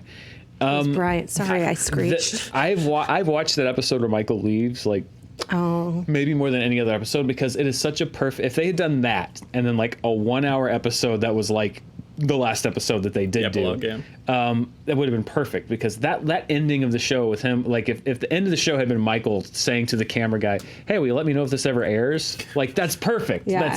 But they went on so long, and then bringing in Will Ferrell, and that was just the wrong energy and the wrong tone, and then they started stunting it and guest stars, and then everyone became a caricature of themselves. Like Andy just became like this like this like what are you like he started off as like this just sort of like he was weird, but like everyone just with anger issues. So heightened, and then it's about the sports agencies and stuff. It's like if you would have just I get it, it's money, they're making money, it's doing well. It was a different era of television too. I will say, so Billy the Business has a podcast called what is this? Oh yeah, Hot Takes. And so we did one on The Office, because weird thing that I discovered is that before we met in person, he read my Office reviews, and I think he had a bone to pick with them because he really loved the final season, and so he got his moment, and we had to debate it on his podcast. But what we agreed on is that though in total it was really uneven, I did like some of the Spade stuff. Like James Spader was great. James Spader, sorry. Yeah, and Kathy Bates was good. Like that'd be a very different episode. That's what kept it afloat, I think, after Steve Carell left, was that you brought in people like Zach Woods and James Spader and Kathy Bates that like could could infuse the show with some fresh energy. Because if it had just been The Office, I just don't. Yeah. But it tells you how much of the show rested on the shoulders of Steve Carell. Yeah. I mean, that's one of the all-time best comedic performances on film, I think, over time. The ability to pull that off in a way that Ricky Gervais, not saying he couldn't, but wasn't given the opportunity to be someone who's so awful and so lovable at the same time it's alchemy. It's magic. Yeah. We have never done The Office. Like a trailer, right? Honest trailer? Yeah. No, not. No. Interesting. 5 more years. So this is one of the things you were talking about, culture. This is one of the most fascinating things about The Office to me is that it's the international remakes. It basically became a franchise, and so there were 9 other versions: French, Czech, German, Israeli, Swedish among them. And what people found was that the Michael Scott / David Brent character, the boss, sort of represented what that country felt about the workplace environment, which I think is really interesting in terms of how we feel about our workplace environments and our leaders are lovably stupid to some degree. I don't know. I've just always thought that was really interesting and quite a cynical picture for the UK. Yeah. Well, I'm going to paraphrase Ricky Gervais, and I hope I don't get it too wrong, but he talks about the difference, particularly in culture in the UK, which is that versus the US. He's saying that, the United States culture, when kids are brought up, it's like, hey, I want to be president someday. Parents will be like, you can be anything you want to be. Yeah. And in the UK, when they say like, hey, I want to do something great, their parents say like, why would you want to do that? Yeah. And he's like, that's the difference that he was bringing to the culture. And I think that is sort of the difference in the shows too, is like, at its core, The Office, the U.S. Office, is very aspirational. Yeah. It's about people wanting to be something bigger and better than what they are, whereas the UK Office is about sort of just being trapped. Yeah. Being trapped and learning to be okay with being trapped, or learning to, be thankful for what you have, to a certain extent. Never. I mean, again, obviously, that's not the entire message of the show, but I think that's the difference between the two of them. But the culture of The Office, particularly, it hit at a weird time too, where Facebook and stuff was becoming big, and so they could grow along with this idea of technology growing, and the fact that they're a paper company was already something that was out of date, but the fact that they were on when technology was taking over everything, they got so much great material out of it. Yeah. Well, also Infinity. Yeah. Well, I think another interesting thing about that is that they're coming along when social media is coming along, which is in a meta way. Bless you. I mean, it's a way that people talked about television that was new, and the way that we kind of had connected water cooler. Bless you. Worried. I'm fine. Be down to 2 next episode. The next episode, you'll be seeing me and Spencer. I'm just going to add one more beverage. As we send Dan home. Stay hydrated. Don't gargle bleach, which is one of the things that people have talked about. So what's interesting about that is what we were saying is it's a show about how do you present yourself when you're really worried about what other people think about you, which has been our entire culture since social media exploded. It is the version of you that you put forward to the world that is very, very different than your reality, which is pretty interesting because the whole thing about The Office was how much was seeping through of what they were trying to hold back. It's such a good show, y'all. Really good. It's really good. Wow. But too long. A little too long. Yeah. Trim 2 seasons up. Well, just end when Michael leaves. Do you have favorite, least favorite episodes? Yes, we just talked about that. I mean, I really I have to admit that I was I felt betrayed by the show, not just because I was really invested in those characters and that relationship, which I was, because I thought it was one of the most well executed, and the opposite of Ross and Rachel, to be honest, where they were like, now just let them have a relationship. If you can write characters, that'll be interesting too, and it was. If you can't write characters, then you have to do all these manipulative games with Joey. Not that it's a competition. Friends is lovely too, in a very different way. But I really felt betrayed because the show had been so consistent with its treatment of characters. And that was the first time they just totally gave it to plot. I was angry.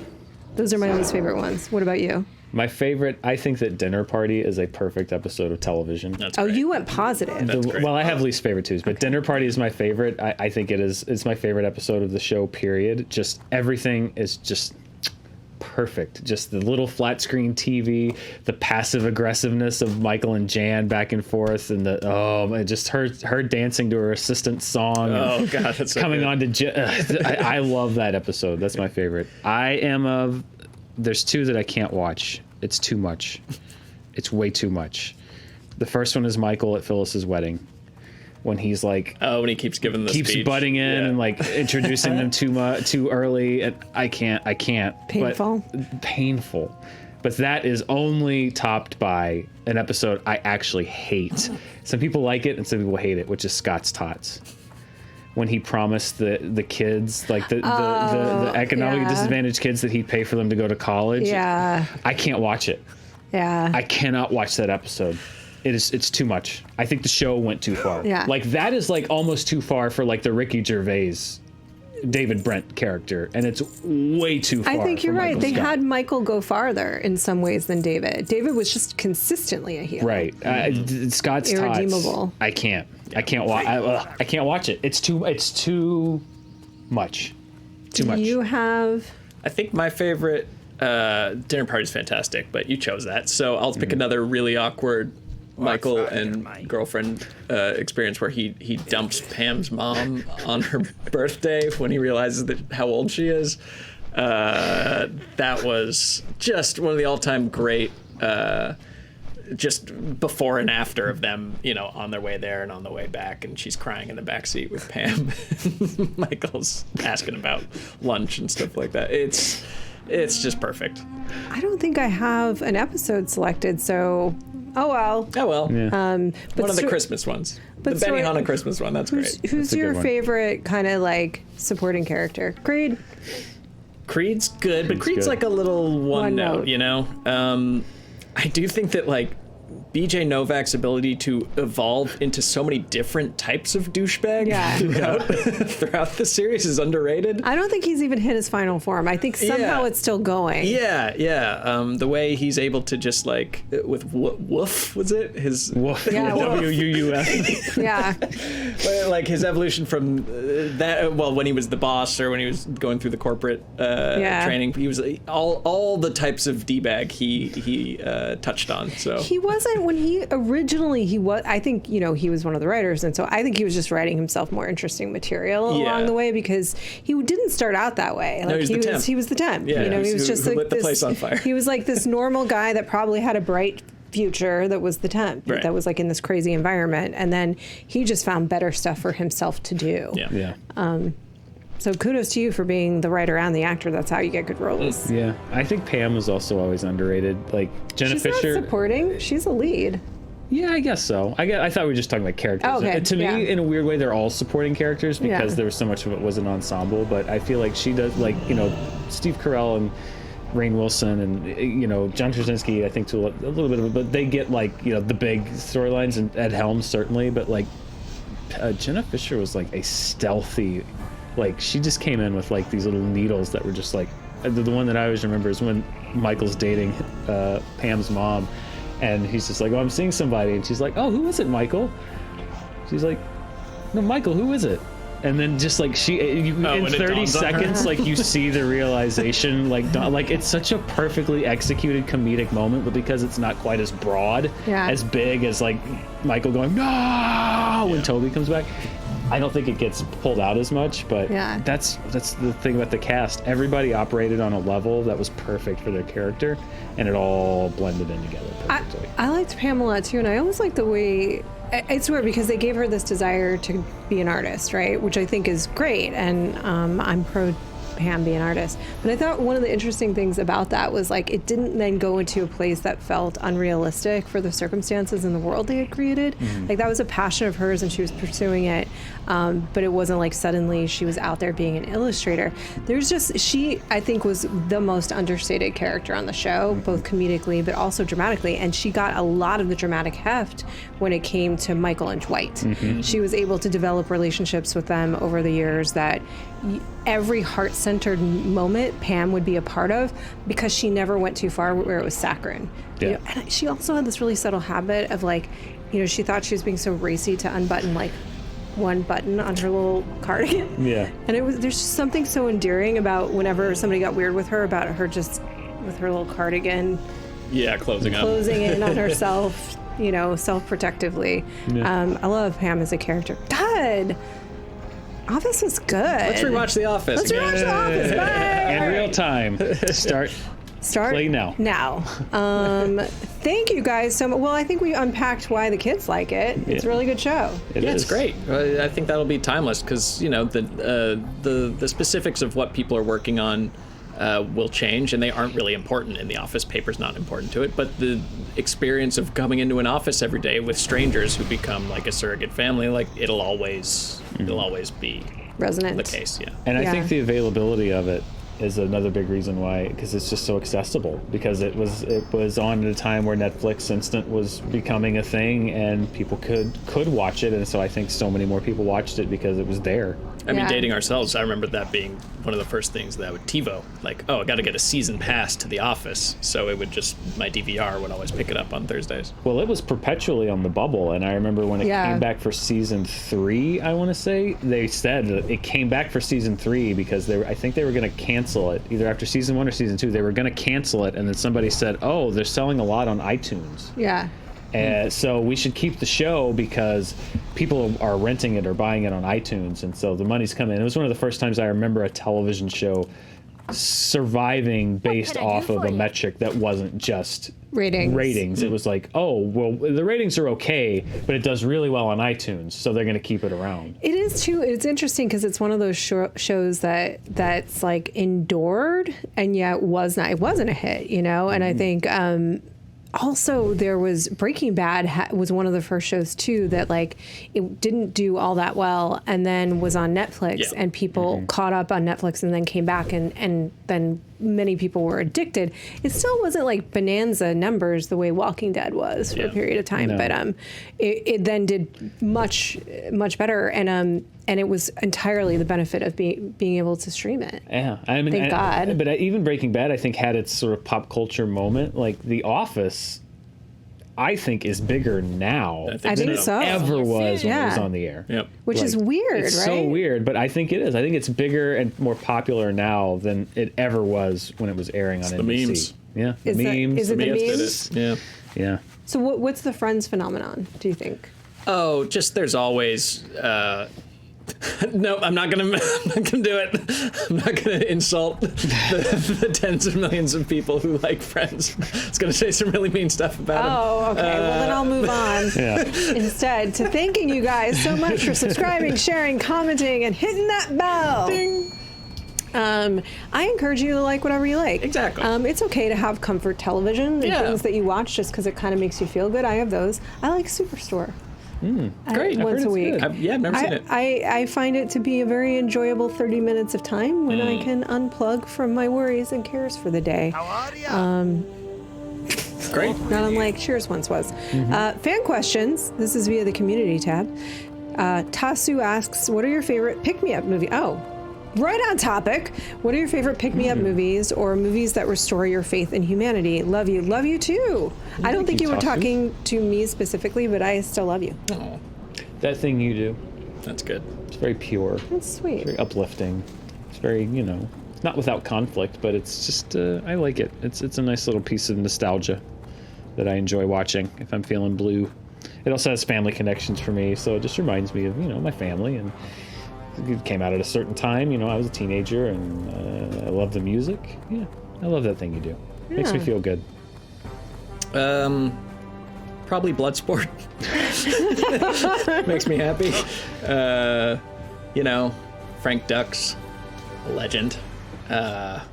True story, entirely true story. Bloodsport. Don't know if you knew that. No. It all happened. Yeah, Exactly 100% as portrayed accurate. by Jean-Claude Van Right. Damme. It's just funny and fun and ridiculous, and it makes me happy to watch it anytime it's on TV. Awesome. I don't think I have anything like this, you guys, in the form of a movie. I have like TV shows actually that I'll watch for that reason that I find kind of like nice, and I just mentioned one, but here's where Spencer is going to mock me.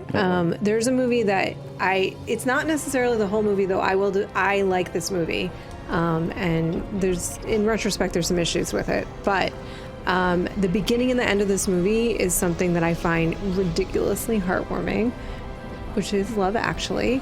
And the beginning and the end of the movie is just real footage of people greeting each other at Heathrow.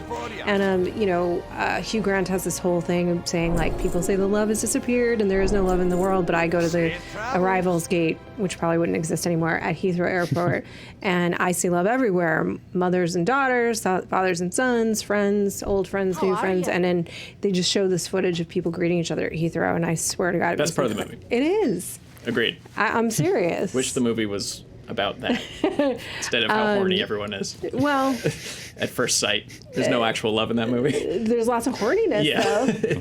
There is love in that movie. There is love in that movie. Which one? Laura Linney and her brother. Liam Neeson and his son. It's Liam Neeson and his son. But Liam Neeson and his son, his son's in love with a girl who has the crush. Name of his dead mother. Yeah. I feel like you need to like talk to him about maybe some other things rather than like, here's how you go get her. Yeah, no, it's a rom-com, but like the Laura Linney one is like an unhealthy relationship, and like it always breaks my heart watching that movie, but she does love him. Need more Mr. Bean. They cut a lot of Mr. Bean out of that movie. He was like he was supposed to be Cupid. Cupid, he was supposed to be in every single storyline, but they cut him down in that one scene. I think Alan Rickman. Awful. Yeah, well, he makes a bad mistake, but they make their way through. Yeah. Very little love is what I saw on screen. I saw a lot of I saw a lot of infatuation. We just gave you examples of love in that movie. Sure, you can stretch for those two. I'll give you those two, but there's like 6 other ones that's what like about mostly... Bill Nighy and his friend? Yeah. What the hell was that? That's a lifelong love friend relationship. That's not love. That's like camaraderie. That's like you work together for a long time. You can have love for your friends. You can have deep love for your friends. Sure, I didn't think I saw that on screen. I saw a lot of people hitting on their underlings. Is what I saw. Well, that is okay. Well, that's up there, and that's true. That is horrible. And God, lensing it the wrong. See, this is what I'm trying to talk about. See how Dan and I lens this movie, and we see the love that's there. It's in there. Oh, my Portuguese maid is stripping down to a brassiere and taking a bath in the lake outside. The whole point of the open of the movie is that it isn't always the obvious thing. No. Love actually is all around you. It's just like love is like anything else. It's not. That's why the Pam and Jim relationship is so good. It's not. I'm going to buying this walking vagina that works for me. That's the Rickman story. That's what I think. That's what we called on Honest Trailer. The walking vagina. Yeah, she's like, "Hello, Mr. Whatever." Hey, get the camera over here. Hi, nice to see you. It's ridiculous. That movie's gross. Love Actually is. I like the Heathrow scene. It cheers me up. It's it nice. Makes Just like me Harry happy. and Sally at the real couples, and it's a cute thing to steal. It's not. It's not stealing it. It's homaging. It's homaging. Harry Met Sally is such a. But that's a movie that's irritating too. Actually, in retrospect, I can unpack that for us later. Those aren't real couples, by the way. I found that out. They're stories from real couples. But those aren't the real couples. That's what I read. I could be wrong. I think the people at Heathrow are real. Oh yeah, those are real. Yeah. I mean, what do you think love is, Spencer? Love's not perfect. Love's like Jim and Pam. It's like it's complicated. I'm just saying, it's not that it wasn't love, but it mostly, like 6 out of the 8 storylines is the first week or month of a relationship. Right, which is not love. That doesn't last. Yeah. That's not love. I agree with you. I mean, it's the doorway into whether you're, and then over time that. Love is the decision to commit and recommit and recommit and recommit every single day to your chosen pain in the ass, and that is love. You know, what is love? And love is just deeper and deeper levels of acceptance, basically. I'm just as in love as I was. Oh, I am too, but it's in a very different way than early on. It evolves. Yeah, yeah. But I've also known this. thickens. How long have you known? been together for 6 years. Yeah. For 3. And just over 4. Okay, so we've known each other for 15 years. Wow. We've been together for 8 of those years. So like, it's just like I feel like it's a very evolving dynamic that happens of a deepening